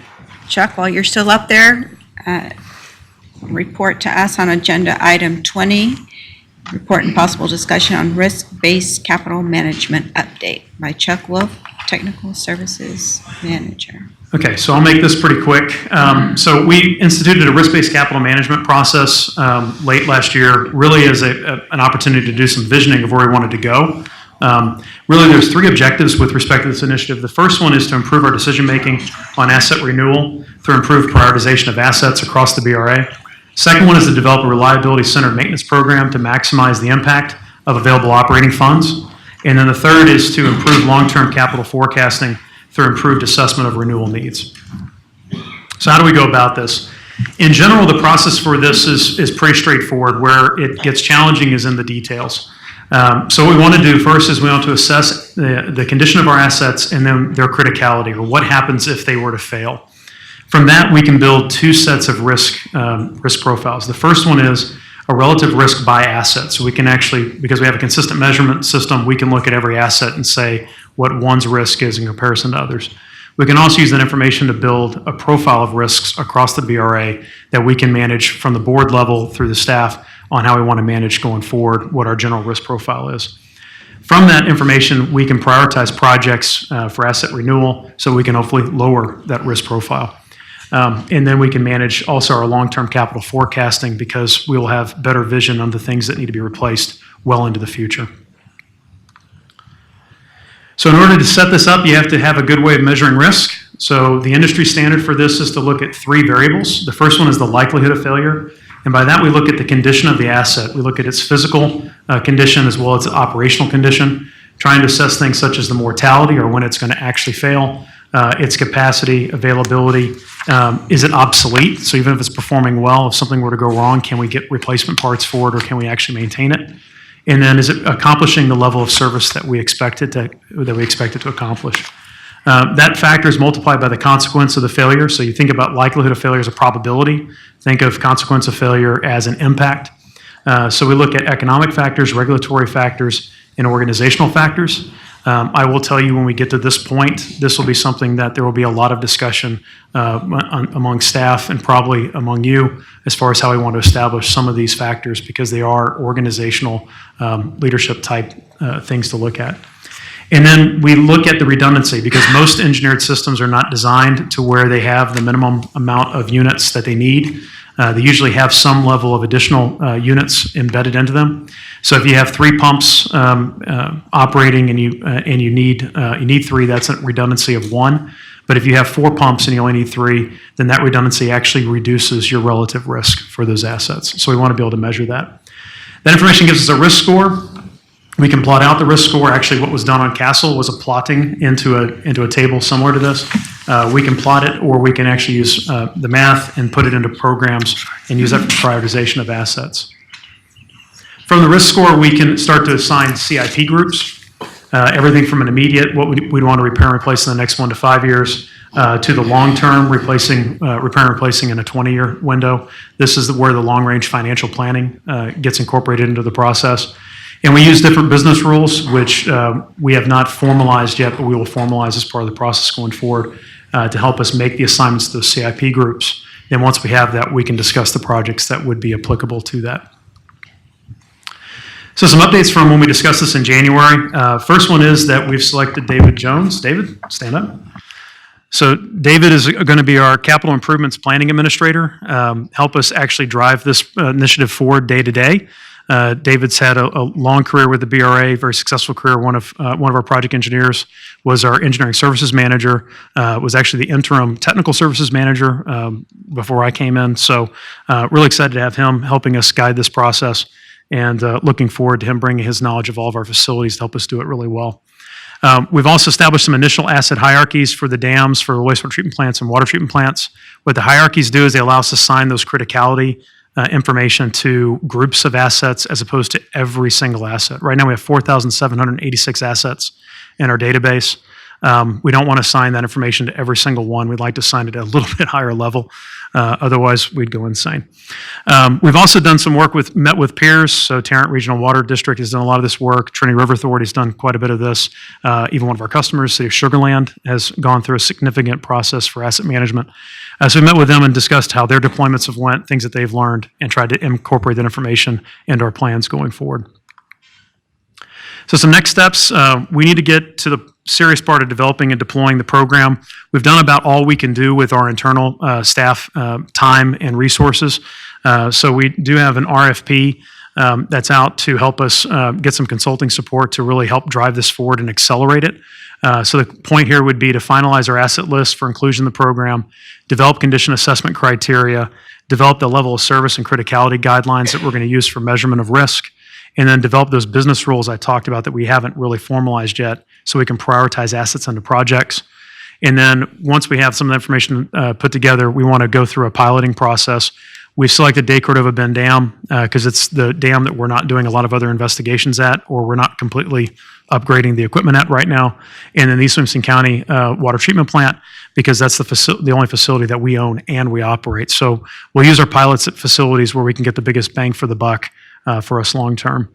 And then also the work here would support our asset management integration into N4 as that time comes on. So one last thing I'll say, and then I'll take any questions you may have. It's very interesting as we've talked through these initiatives. We have multiple things going on that all use the same data, and it comes down to risk data and understanding of how risk applies organizationally. So one of the great things about the risk-based capital management, or asset management as it's typically called in the industry, is it's going to give us really critical information that we can use to better plan our capital projects, and when we need to do capital projects, that's one of its core functions. But it's also going to help us with our project leadership and management initiative, because it gives that upfront information, the why of why we're doing projects and what the ultimate objectives are, not simply delivering a project on a budget and a schedule, but what the ultimate objectives are to be achieved. It's also going to play into our security initiatives. So one of the key things about security, cybersecurity, physical security today is to have a very good understanding of your risk posture, what your risk needs are. That information can be improved with this data. And then finally, our integrated water resource planning that Jim mentioned earlier, we'll also be able to use this information because we do have a number of assets that have a redundancy of one, and they're critical for moving water around the basin. So we want to make sure that when we consider in an integrated water resource planning perspective the impact of those assets, that we use the data we're using from this process to help that too. So this is integral to a lot of things that we're doing as the authority now and into the future. With that, I'll take any questions. Would you mind rolling back to page 7? Yeah. Obviously, I think what we're trying to do is have an asset management system, right, on an ongoing basis. Are you going to have, as part of this, a method of documenting that your infrastructure assets are being preserved at or above the condition level that's been prescribed as a result of your studies? In other words, you can have an ongoing, here's the service levels, here's the level we're going to maintain at, and all this other stuff. This can be done, not just, okay, here's a snapshot, but on an ongoing basis. And that's the ultimate goal. That is absolutely the ultimate goal. Yes. So you can have some sort of prediction then of the cost necessary to maintain the system and not have some sort of catastrophic issue like this other folks did with the wooden gates or whatever. Yes. Yeah. That's absolutely the case. So one way to think about this is sort of a new way of doing business for any agency that puts this in place, because if you don't keep the data up to date, it's not really valid. And acted upon and Correct. budgeted against, and so now you know what the whole chivalry is going to be going down the road. Correct. Yeah. All right. Good enough. All right, thank you. Moving right along to agenda number 21, the Board of Directors will conduct a closed meeting and executive session on the following matters: to consult with attorney regarding litigation, with respect to the Allens Creek Reservoir pursuant to authority granted by Section 551.071 of the Texas Open Meetings Act, codified as Chapter 551 of the Texas Government Code. If you are not specifically involved in the presentation of this executive session agenda item, please excuse yourself from the boardroom at this time. We ask that the public please wait in the break room in order to keep the hallways clear until executive session is finished.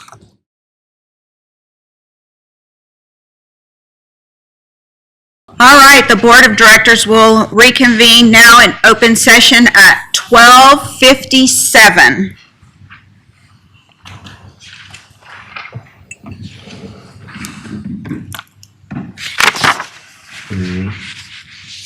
Chairman, you have a resolution in front of you. Would you like me to read it? Yes, please, read the resolution. Whereas the City of Houston initiated litigation against the state of Texas and the Brazos River Authority relating to the Allens Creek Reservoir Project and Texas House Bill 2846. Now, therefore, be it resolved by the Board of Directors of the Brazos River Authority that the General Manager CEO is hereby authorized to contract with legal counsels as deemed appropriate by the General Manager CEO in an initial amount not to exceed $500,000 to defend against claims asserted by the City of Houston and/or pursue claims against the City of Houston, if any. You've heard, there's a motion made by Director Huber and a second by Wesley Lloyd. Please poll the board. Presiding Officer Flores? Yes. Director Bell? Yes. Director Zaccanino? Yes. Director Bennis? Yes. Director Henderson? Yes. Director Huber? Yes. Director Crone? Yes. Director LaChance? Yes. Director Leslie? Yes. Director Lloyd? Yes. Director Luton? Yes. Director Rankin? Yes. Director Sanderson? Yes. Director Scott? Yes. Director Smith? Yes. Director Tallis? Yes. Director Taylor? Yes. Director Wilson? Yes. Agenda item 22, I'll entertain a motion to adjourn the meeting at this time. Yes. First by Peter. What a bunch of And anxious second people by- to do that. Jen Henderson.